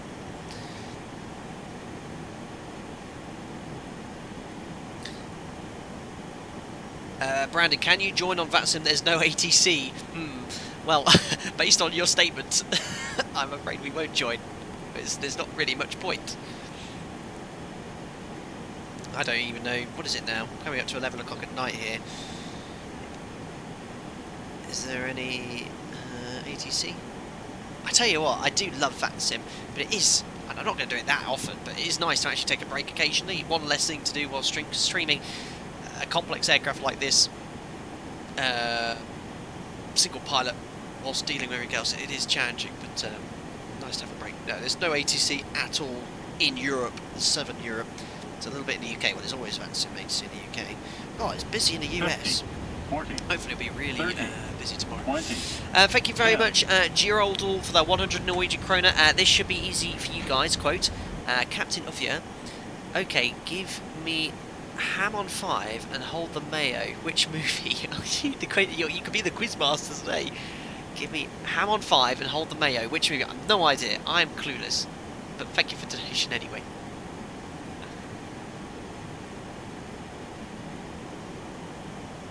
Alexander, are you from the UK? Yes, I am.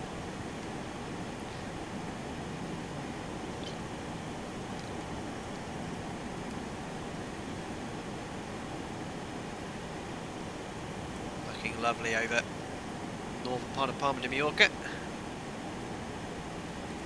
just realised I had the frame rate up still. 50, 40, 30. Thank you very much, 20, Paul Richards. 2013 is coming in with a £5 donation. Let's have a listen. Hashtag free Mariana, but serious question. Who is the better kisser, Mariana or Jack? And you have to answer. Oh my goodness. Right, it's not, you won't see it, but listen, are you listening? She's listening now. The stream lag. Who said that? I don't know. Paul Richards 2013 said. How do I answer that? It's Jack, obviously. Yeah, Jack's obviously the best kisser here. 40, Yeah, but no. 30. Now I'm in trouble. Yeah, exactly. What an incredible question. Thank you very much, Tim. Tim Waters. Thank you so much coming in. With the oh, sorry, I thought it was going to talk to me, Tim. It hasn't. £10. That's very kind, sir. See you in a Discoteca Alicante foam party. Tim, we'll see you right there. Is that in Benidorm? Most likely. Happy landings. Well, thank you very much, Tim. And I did learn just prior to the stream, because I know you were chatting to Mariana, that Alicante is one of your favourite destinations. So I'll try and do the DME ARC some justice for you as we go in. It's one of my favourites too. So awesome stuff. Thank you. 50, 40, Cal going in with a £10 20, donation. Thank you 10. very much, Cal. What's this? Chicken land with flaps 35. Chicken lands with flaps 30, and that's a fact. Fantastic, Cal, brilliant. I love that very much. Well, next time I see a chicken flying around its coot, I'll see the angle of its wing. Perhaps it is around the flap 30 position. Thank you very much, Cal, for your donation there. Very kind of you, sir. Colson, better FPS state. I've had better FPS ever since I switched over to Vulcan. At the moment, around 50 FPS, but generally speaking, what is it now? Around 48, 50. I'm 35, 40 if I'm in complex areas, but I have ramped up the settings. And bear in mind, my PC right now is running the streaming software. I've got the internet open. I've got all sorts of stuff going on in the background. The streaming software doesn't take too many resources, but I don't know, about 5-10%, but it's running beautifully now compared to before. So yeah, all the FPS issues for now have been fixed. I love that monkey nut. He's flying a clock store. It's pretty much like that. Right, so we've lost track of everything, all the fun here. Been distracted here. So we're now outbound from the Captapera VOR. We're about to, well, we're on the Airway, Upper November 733 Airway. We're going to be going all the way now to Valencia.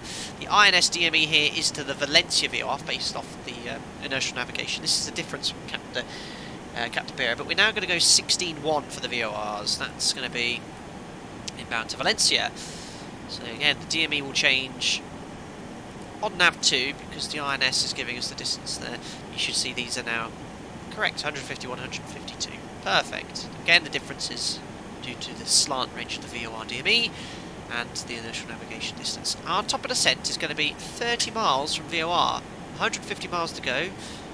So we only got 120 miles until top of descent. We are getting there. Pedro, flying the Classic, Captain, absolutely. One of my favourite aircraft next moment, this one. One of my favourite payware aircraft.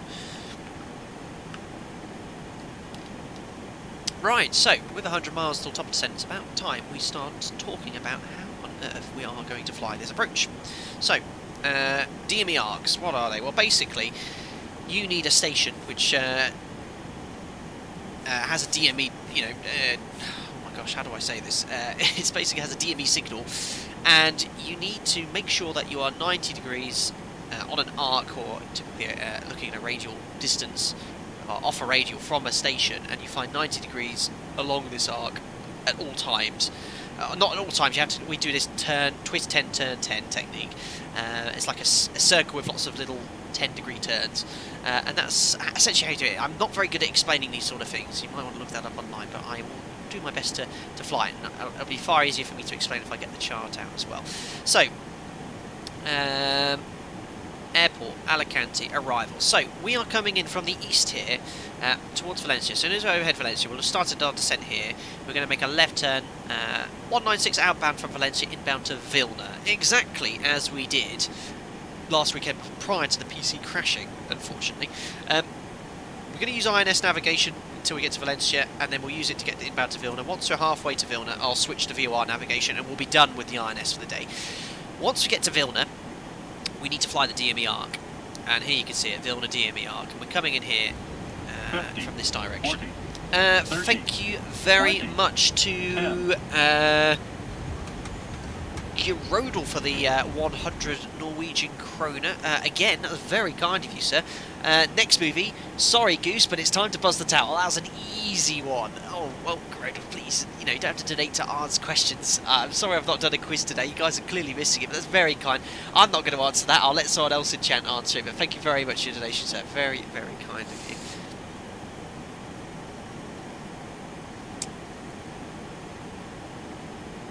Right. So, Tingle, your last DME ARC did not end well. Let me have a go at this one. I've had a practice earlier, but it worked out okay. So we're going to come in from Vilna, and this is a really important radial here. You see this 325 radial. It's all based off the Alicante VOR. So once we're off the 325 radial at a distance of 20 miles, we are overhead Vilna. And what we need to do is take 90 degrees off this to work out what our inbound direction is. So that's going to be 235. Our initial heading is going to be 235. And what we're going to do is look at the RMI. We're going to use the RMI here, and hopefully it'll look something like this. It'll be pointing in the other direction for this approach, but the tail will be at up here at 80 degrees. We're going to watch it go down to 100 degrees and then make little 10-degree turns. So we're going to initially fly heading of 235, and then 225, 215, 205 until we get to 200. Why 200? Or 200 off 90 degree, 290 degrees off is 200 degrees.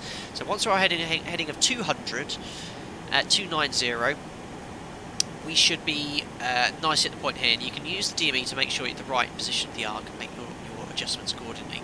So once we're heading 200, we see the tail of the needle at 290, we can make our turn onto final, and then we'll intercept the localizer. Now it's really important, one of the reasons I wanted to do this approach is that we have to comply with these altitude constraints. Look at this, there's a lot of high terrain here. If you come bursting down here at 2,000 feet, boom, you're going to hit a mountain. The MSA here, look, is 5,900 feet.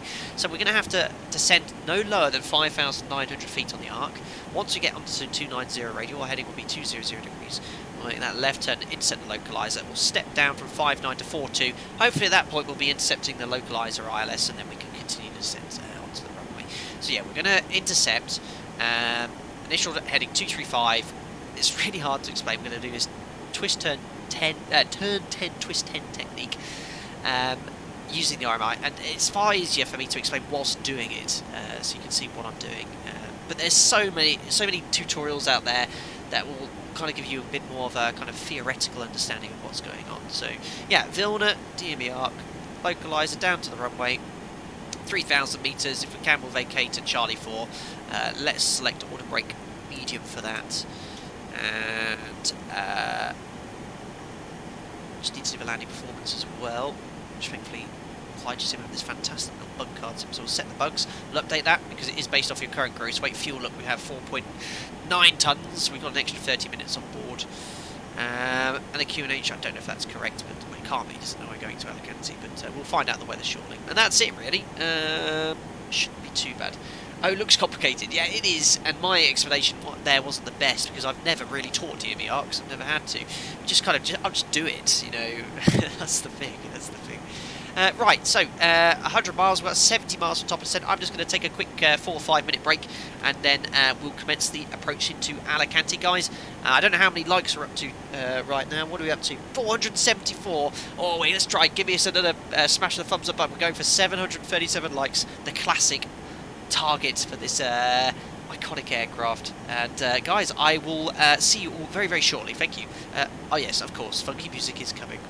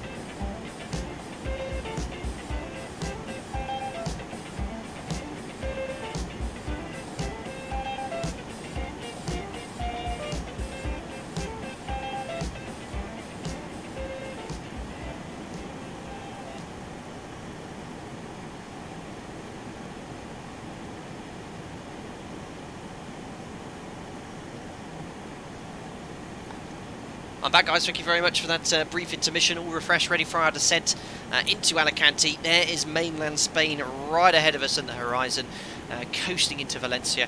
We'll then make our left turn southbound, or southwestbound, I should say, to fly into Alicante. All looking good so far. Around 35 minutes till touchdown, I'd say. Tim Crawl, you're flying VR in the Zebo mod right behind you. How do you transition from inbound to outbound once you reach the VOR?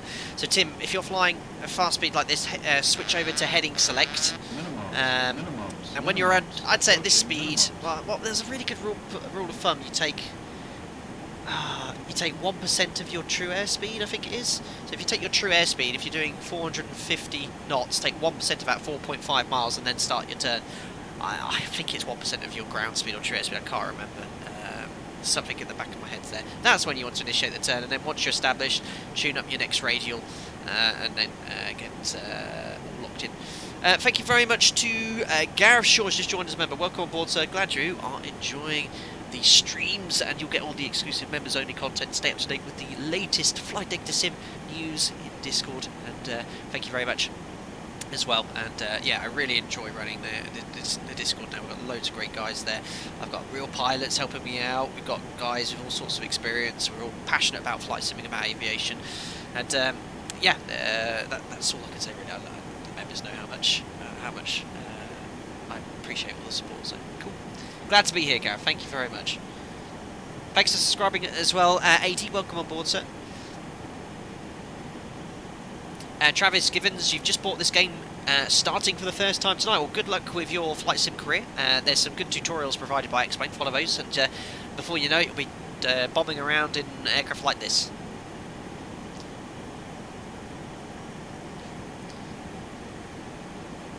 GNR, what sim is this? We are Explain 11. We're in Explain 11.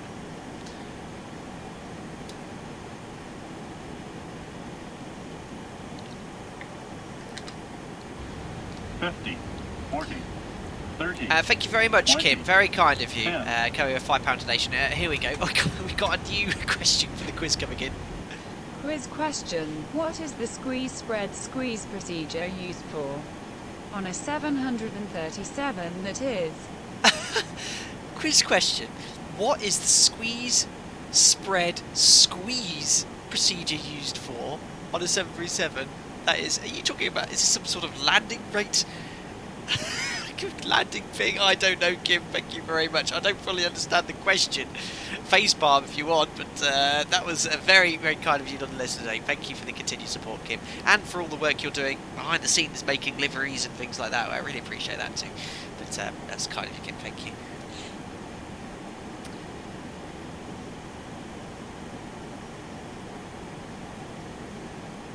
Gareth, if you have it, yeah, so as we mentioned earlier on the stream, to get into the Discord, it's fully automated with YouTube and Discord. You type in Google YouTube Discord synchronization, that will get you all sorted. If you have Discord already, great. If not, use the web browser and it should generate the invite. It shouldn't take more than an hour to sync, I think, every hour at the most. But I always manually sync it after the stream, so anyone that joined during the stream should get straight in.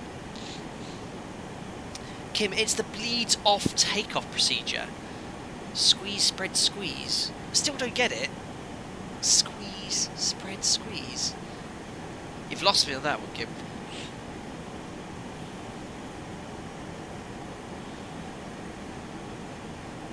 Right, 30 miles to run till top of descent. Now it looks at the map. There we are. We started here, guys, remember? Went all the way there, Mahon, Palma, then comes Valencia, left turn inbound to Alicante very shortly. Land ahoy!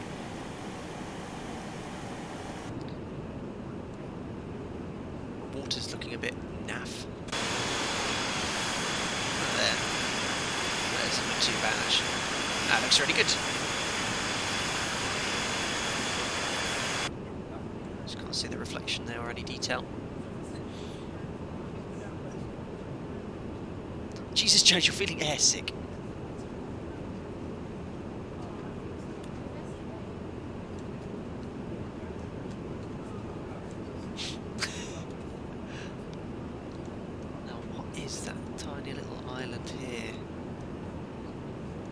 What on earth?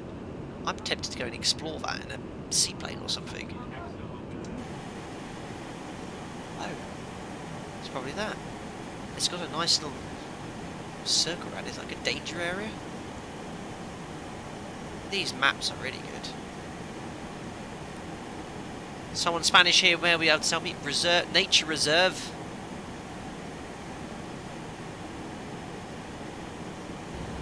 That's what I was looking at the window. 30, Interesting. 20, 10. Thank you very much, New Big CZD, coming in with a donation here. Here we go. How much wood would a woodchuck chuck if a woodchuck could chuck wood? The classic, how much wood would a woodchuck chuck if a woodchuck chuck wood? There you go. I always remember trying to do that really quick. Thank you very much for the continued support, Nuvik. Very, very kind. Spat that out quickly. Very good. I love hearing when Microsoft Jeanette says all that really quickly. Casper, order brake set to medium. Yes, that's exactly what I want for this landing.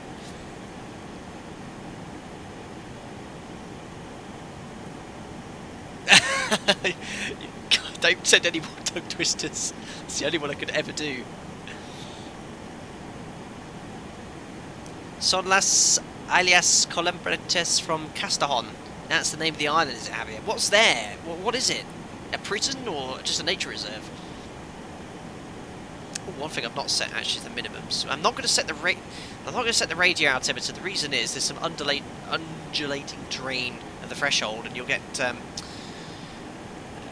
you can't see it here, but there's a little hill here. You don't want to have the radio altimeter set, so we'll just set the standard minimums on the altimeter, which I forgot to do. 412 feet, and the best you can really do is this one. So I'll put it to 500. We're going to be completely visual today, so it's fine.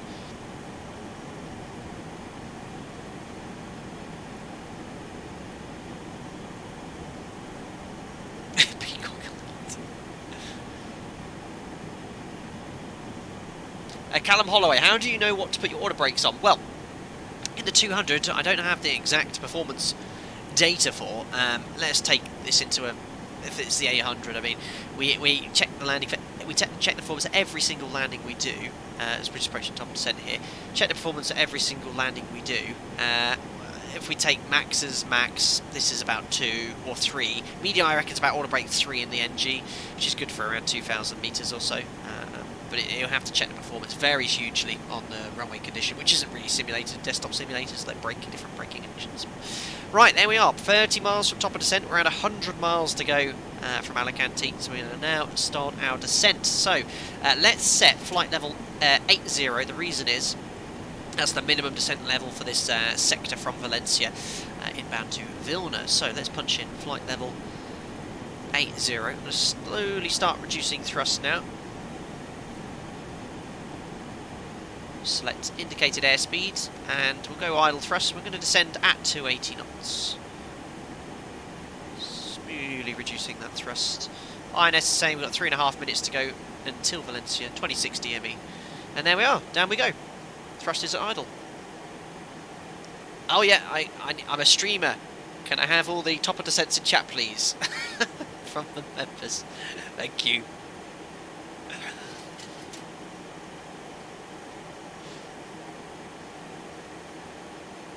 Down we go. The Columbus Islands are a group of small uninhabited islands of volcanic origin. Awesome. Oh, look at that chat go. Fantastic. Top a drop. You got it, Listerman. That's what we sometimes call it. We're going, buddy Jeb.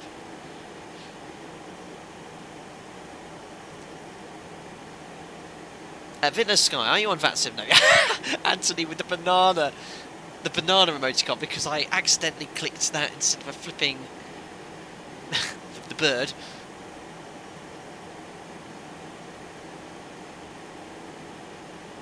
What a lovely day to go flying. Live weather, of course, but 12 hours ahead of time. Can we see Valencia? There it is. There's the port.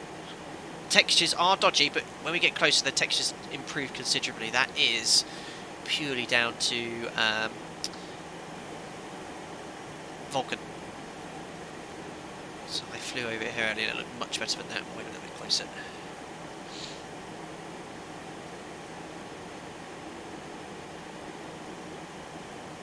Kim with the alpaca banana. Domino, I hope that you didn't take too much fuel like last time. Yeah, that's a good point. Yeah, when we last did this, I completely forgot how restrictive this aircraft is. I took a full load of passengers and cargo, and I took a bit of extra fuel due to VATSIM. We were approaching above our maximum landing weight. So I remember we dragged it out. We had gear out, flaps out on the approach to get that max landing weight down. Freckles Aviation, only 587 alpacas aboard, no pressure.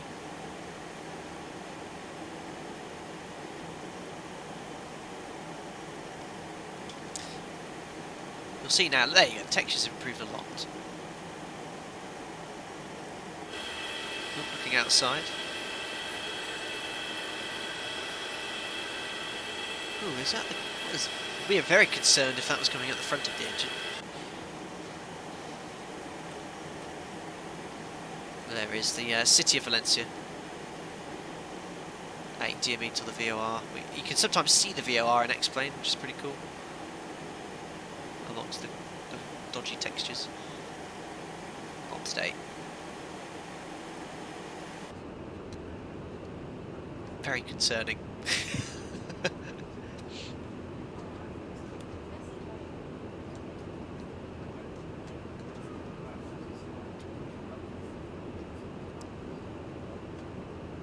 The Ortho does look good yet, and you know, it's much better now you're flying over it. The textures do take a while to load in sometimes, I've noticed with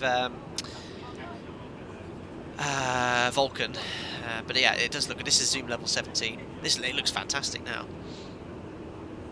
There we are, now from Valencia inbound to Vilna, the initial approach 6.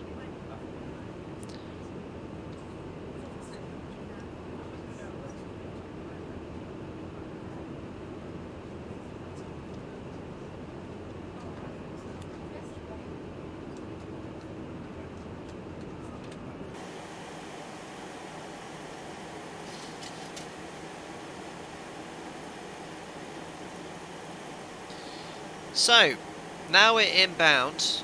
There's our little aeroplane. We'll get rid of that. We'll occasionally check it to make sure we're checking it. We are inbound to Vilna. So we're outbound on the Radial. We're going to use INS right until about 5 miles before Vilna, and I'll just switch over to Alicante VOR until we're 20 miles away, and then we'll start our DME ARC turn. And we've turning past flight level 240 now. We've got about 54 miles till Vilna. 50, 40, looking good. 30. Thank you very much, Andy M71, for your donation there. £5. Here's this one. One smart fellow, he felt smart. Two smart fellows, they all felt smart. Even Microsoft Mary has to be careful with that tongue twister. Let me try this one then, Andy. One smart fellow, he felt smart. Two smart fellows, they all felt smart. Can't do it any quicker than that. Microsoft Mary managed it okay though, Andy. Thank you very much for the direct donation. Very kind of you, sir. And we tried to trip Microsoft Mary up. Very, very kind. BX7 iOS, Wino Facecam. My personal life is very different to my channel life, I like to call it, or my FlyJSim.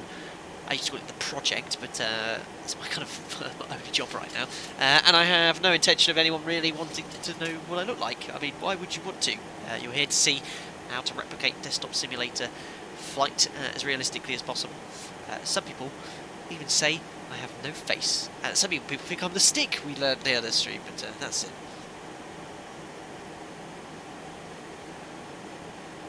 Rogered.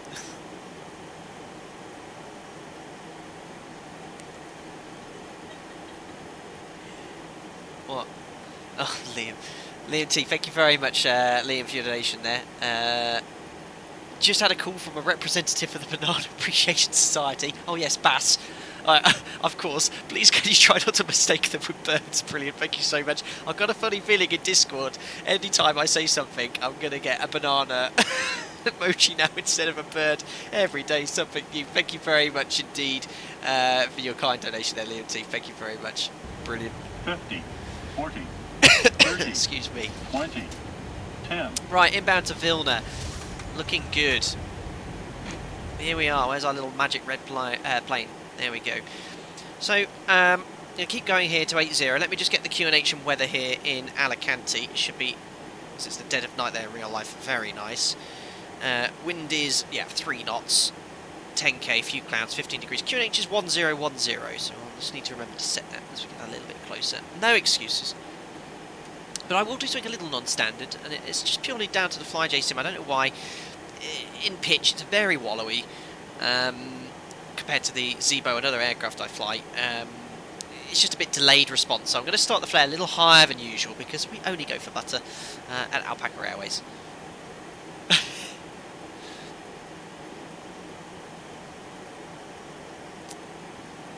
Some say. That's it.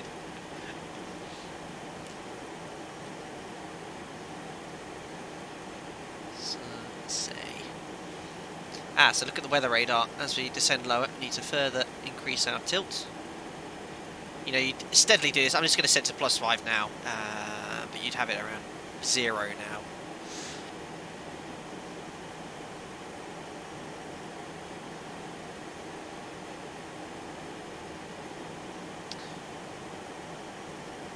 We'll pop the seatbelt sign on now. Good stuff. And approaching Vilna, that's when we'll start the arc. But it's just trying to work out at what point we ditch the INS and go to VOR navigation. Because I want to start setting the VORs, everything for the approach we've got to set up. In fact, let's start doing that now. So I want 12.8 here. 12.8. Let's go for 16.1, and then we need Alicante, not 12.8. It's 13.8. 13.8. I'm going to put the ILS active here, which is 110.3. 110.3 here. And we also want here... Right, let's not get confused here. Let's put this to 13.8 as well. 13.8, 38, 1103, 1103. And that way I won't get confused at all. And I'm going to put them both to Alicante. There we are. So, all very good.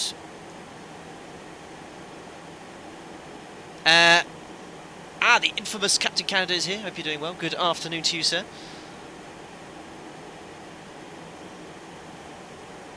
Freckles Aviation, some say he lost the 200 while flying a raw data approach. Some say he's secretly an Airbus pilot. All we know is he's called the Stig.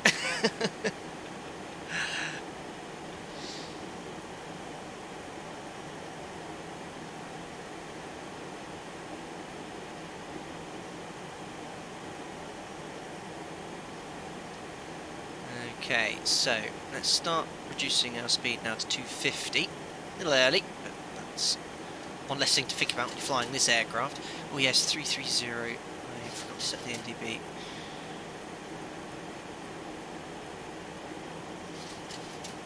Three, 3, 0 and 3, 3, 0. Cool. So we're on track. Remember, we want to be at flight 5,900 feet at the beginning of the arc. That's at 19 miles. That's going to be in 3.5 minutes. We're descending at 1,000 feet per minute now. So yeah, going to be around 10,000. Probably a little bit high. Keep it going down for now. So we've got this is the distance to Vilna. This is the distance from Alpha Lima Tango, which is here. And when we get to Vilna, we'll be at 20 miles, and then we'll just start flying that DME ARC. That's very important. Make sure we have this set to VOR. We need that for the DME ARC. That's really important.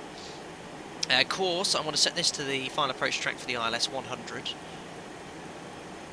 I can't set this because it's being used by INS. I'm just going to use a little bit of speed brake here because I think I'm a little bit high. So I don't know how many miles from touchdown Vilna is. So it's going to be 20, 30. Just want to get down a little bit lower. Thank you very much, Michael Bremner, for the £1.49 donation, who's donated with a banana. Thank you very much, Michael. Yes, it would appear my misplaced emojis of a middle finger with a banana has come in very quickly 50, there. Thank you very 40, much. 30, 20. So look at that, this 10. speed brake is an absolute beast compared to the 800. It gives you so much more drag.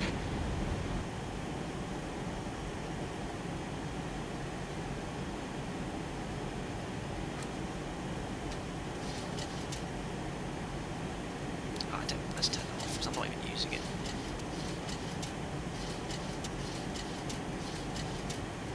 That should do us. Just going to bring the speed back to 220 knots, which is the speed for the initial approach fix.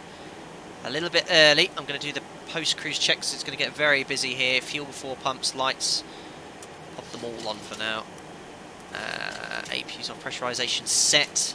Recall checks complete. So, 9 miles to run until Vilna. Just to show you where we are. Oh, no cheating today. We are approaching this point there. There you are. And then we're going to start. Remember that first initial turn, that heading of 235 degrees, 90 degrees off that. What is it with Jack coming in right at the busiest point? What do you want? Is drag on the speed brake that realistic? I believe so on an old aircraft like this year, Richard, having flown with 200 guys, they said that it's much easier to manage in the descent than the NG. Right, we're going to go to heading select now. Heading select, set this final approach track course. Oh no, this to... I don't want to go to GPS just yet. So we're in heading select. Very close now, 5 miles to run till Vilna, 5,900. I can step down to, and I can set the QNH. This is why it's so tricky. 10, what was it? 1010. There we are. Oh my goodness, so much to do. 1010. Get ready for the turn coming up. Just get the altimeter set at least. There we are, 1010. So 22. Just going to wait until about 21. And then we'll start the turn.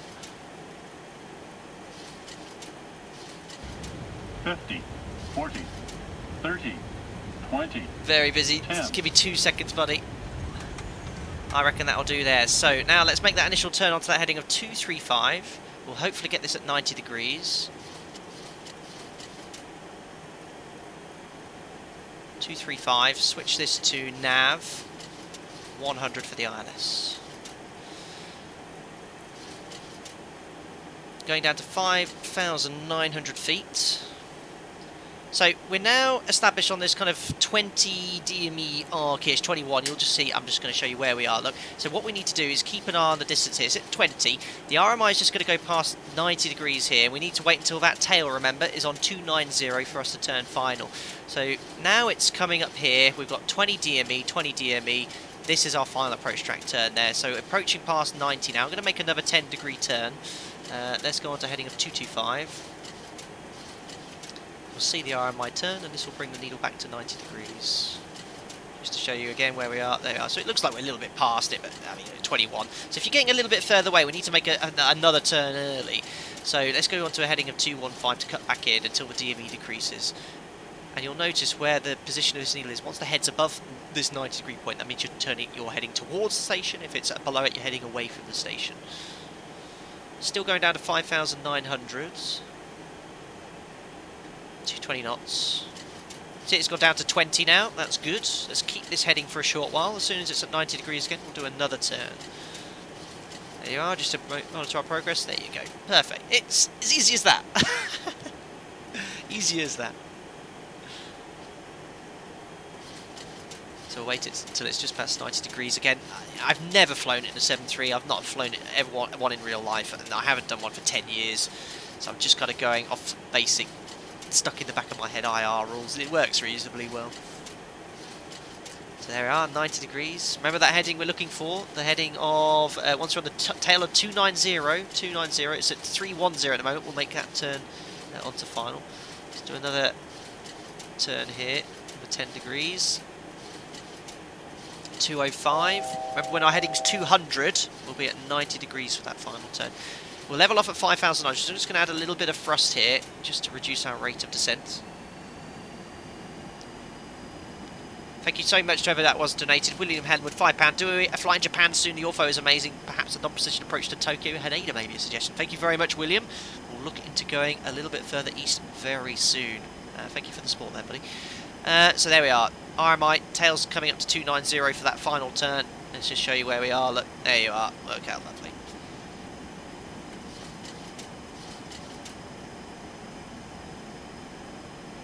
Pull that tail around. Let's go on to that final heading now. Around 200 degrees.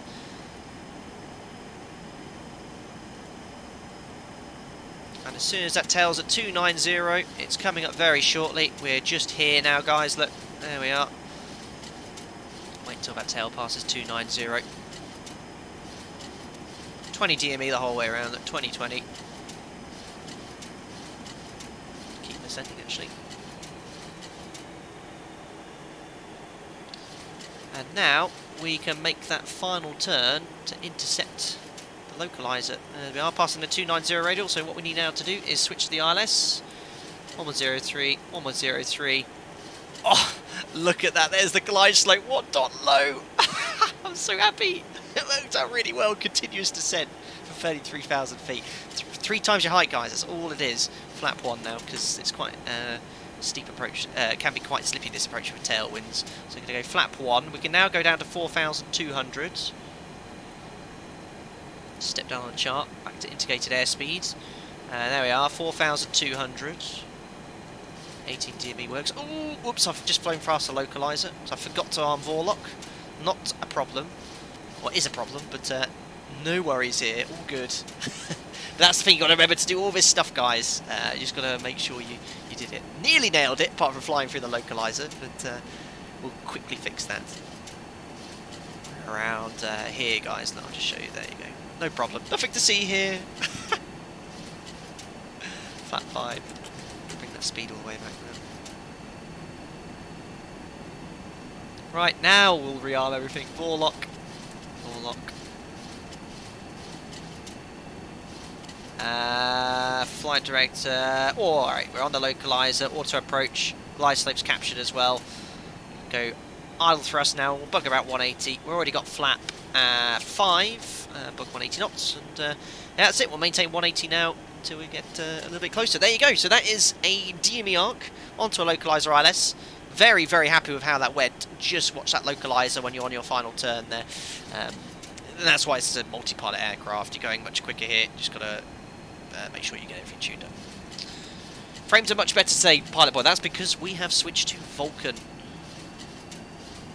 What do we hear? 45 now on the approach. Yeah, just reminds me to set the missed approach altitude. Right, why are we not descending? Right, I thought it had captured the glide slope. Not a problem. Right, we're now down to use speed brakes. We're getting high on the glide slope. We can step down to 3,300. I swear we had glide slope on the autopilot.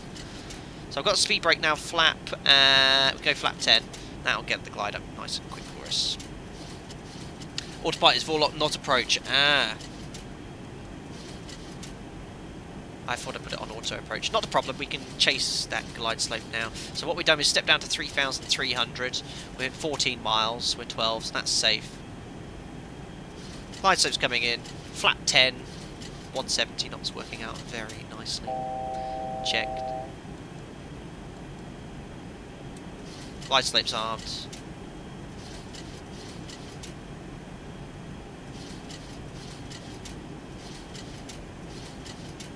Glide slope captured. Whee! There we go. Now we can set the missed approach altitude. It's a good job I spotted that. There we are. So glide slope capture, localizer capture, fully established. We'll maintain around 180 knots. So I'll bug this. I have to add thrust manually. Don't forget, when you're in an aircraft like this, you have to control the thrust manually. Don't forget that. Looking good.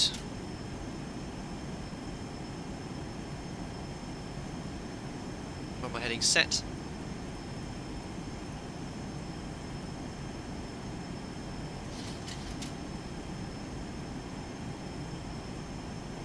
How much fuel we got? Plenty. £10,000. Slight discrepancy between the two tanks then.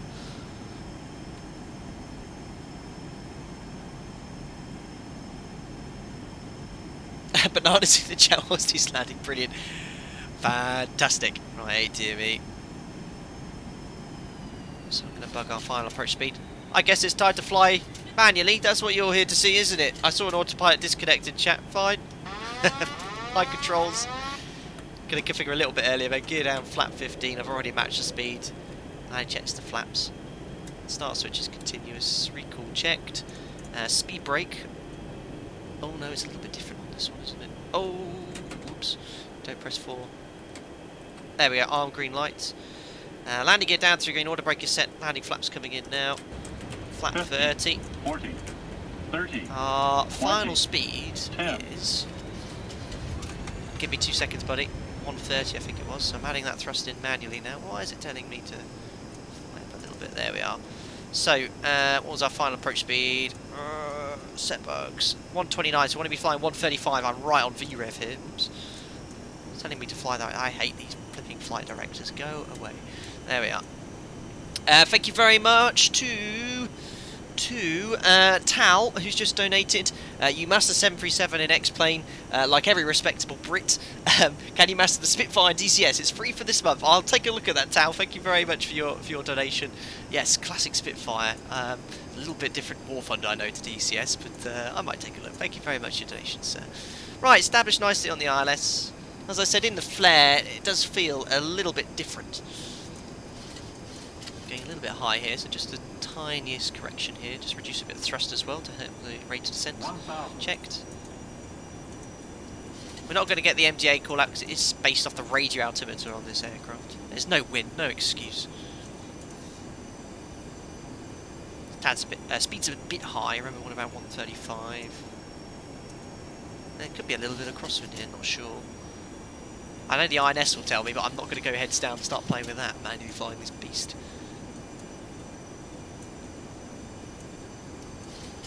Looking good though. And again, as I've said, I found in the 200, Approaching. you have to approach 1, it a little 0. bit differently with the FlyJSim anyway. You've got to flare a little bit higher. It's just a bit delayed in pitch, the response. So I might flare at around 40 feet. We only go for butter at Alpaca Airways. It's butter or go home. All Alpaca Airways flight crew have that tattooed on their arm. 3 reds, tad low, not a problem. Just bring around 500 feet per minute. There we are, back onto the profile. Keep descending.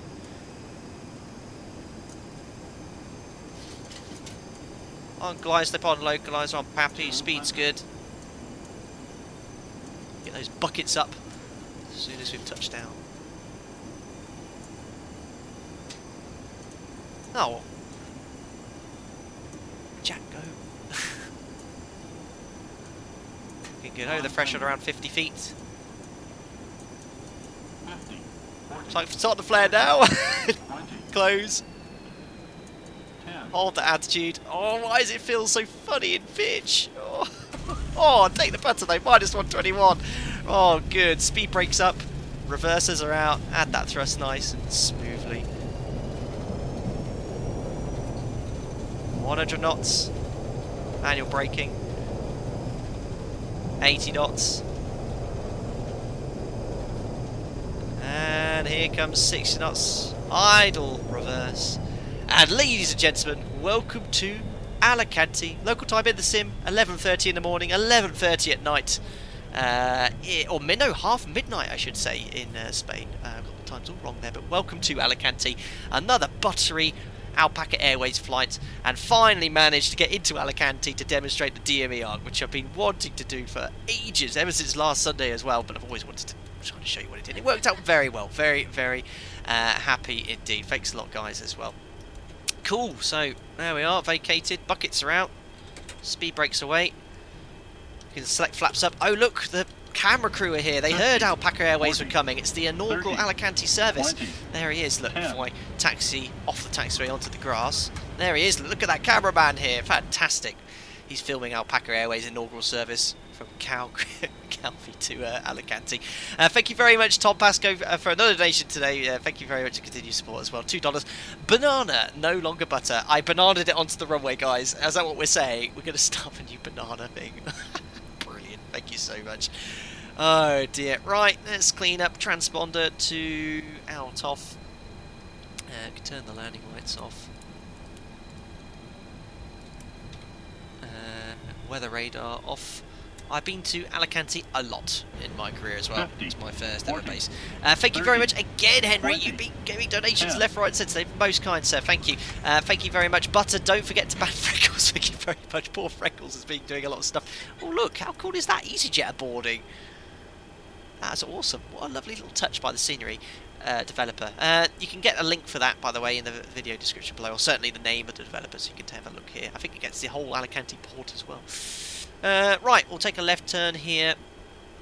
We'll park where we usually park. My operator. Start APU. Turn that weather radar off, otherwise you'll all get crossed. No, I did that already. BMW X5. Interesting. There are other German cars or manufacturers available.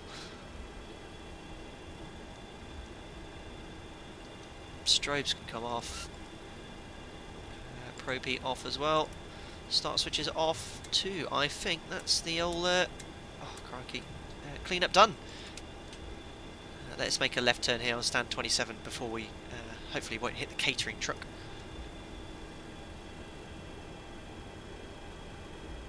Good, clear right. No one's there. And on to stand we go. It even recognises that we're in a 737-200. I don't think you'll see many of these 40, coming into Alicante 30, these days. 20, 10. Superb. Oops, stop. Ah, there's the X5. Perfect. Right, awesome stuff. Parking brake is set. Thank you very much, Michael Bremner. One more donation from me, because why not? Oh, Michael, thank you very much. That's very, very kind. Thank you for the £2 donation.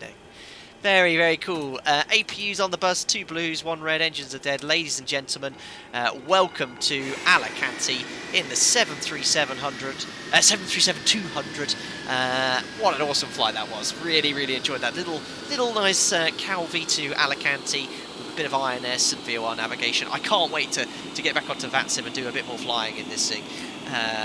Navigating old school, it's very, very rewarding to do so. Awesome guys, really enjoyed that. Late night stream as well, coming up to midnight here in the UK, so that's brilliant. Awesome flight blast, thank you very much, Dougal. That's very, very kind. Guys, don't forget to go check out Dougal's SimWings project as well. Feel free to post that link if you want Dougal in the chat. Right, so rest of the clean-up, anti-collision will come off, we'll just do the transit. We'd open the isolation valve, anti-collision like we did, so... That's all looking good. Transponder to 2000, standby to... That's what we do. We go 50, for ultimate realism. 40, 30, 20. There 10. we go. Thank you very much to Ikri 002 for the donation there, pound. You are summoned at the Chief Pilot's office. Nothing wrong, don't worry, no dressing down in plan. All he wants is a cuddle. Brilliant, thank you very much. Probably to say, well done on another successful Alpaca Airways buttery, or banana landing as we're saying here. Thank you very much. Oh, and another donation coming in from Girodol. Thank you very much for the 100 Norwegian krona. Hey, people's first round of sangria's on me. Thank you very much. Let's go to the phone party in Benidorm, mate. Let's get onto the Venga bus and make our way down. Absolutely brilliant stuff. Thank you very much for the donation. Yeah, I mean, this is an awesome bit of scenery. I've had it for a couple of years or so, but yeah, go check it out. Really, really nice. And I've not been told by the developer to say that. It really is just stunning for Alicante. 50, Really, 40, really cool. 30, 20. Cool. 10. Yeah, that was from Jiro. Thank you very much, guys. Awesome stuff. So, without further ado, let's of course cue the replay. I think, if I'm right in thinking, the door, is it the door automatically opens with Sam now? So I have to do that, otherwise, no, it is closed. Otherwise the replay has the door in it open, which is very annoying. But yes, I think it'd be very befitting to have some funky music for our trip down to Benidorm to the phone party. So guys, without further ado, let's cue the replay. There we are, strobes on, exactly, Will. You've got it, guys. Let's have a look at this banana-y landing into Alicante. Right, do us, I think, quite nicely. Oh, there we are, look, Smoky Joe. Sounds awesome on the FlyJSim as well. I must say, Captain, your FPS and quality of graphics is looking spot on. Very happy, Steve. I have Laminar Research and Vulcan to thank for that. Look at that, just like it was in the 80s, eh? Look at us going for that banana. And poof, touchdown. Very, very nice. A little bit of a tiddle bounce. And there go those buckets. Superb. Right. Omega. I haven't said Omega in a long time. Right, let's do another one just by the touchdown zone. There we are. Just brush past the touchdown point there. Let's try and time one on the touchdown. Oh, nearly. One more. Do one more for the buckets as well. Oh, look at those things. Oh, you won't get those on aircraft these days now. Fantastic stuff, guys. Brilliant, brilliant, brilliant. Well, let's jump back into the flight deck so you can watch the landing as we sign out here for another Flight Deck Sim live stream. Guys, thank you so much for the continued support. Everyone that signed on as a member today donated as per usual. And thanks to the moderators for helping out in chat as per usual. A bit of an impromptu stream, so yeah, go grab yourself the FlyJSim 200 if you want to go to some old school needle flying, because it is very rewarding. Otherwise, I will see you tomorrow for the first ever time in Flight Data history, third stream in a row. It will be a break activist though, guys. It will be in the US, very likely to be Atlanta to Dallas. There's a VATSIM event going on which I'd like to partake in, and I'll hopefully see you all in there. It'll be later on in the evening around the same time we started today. Guys, stay safe in these coronavirus times, and we'll see you all tomorrow. Take care. Bye bye for now.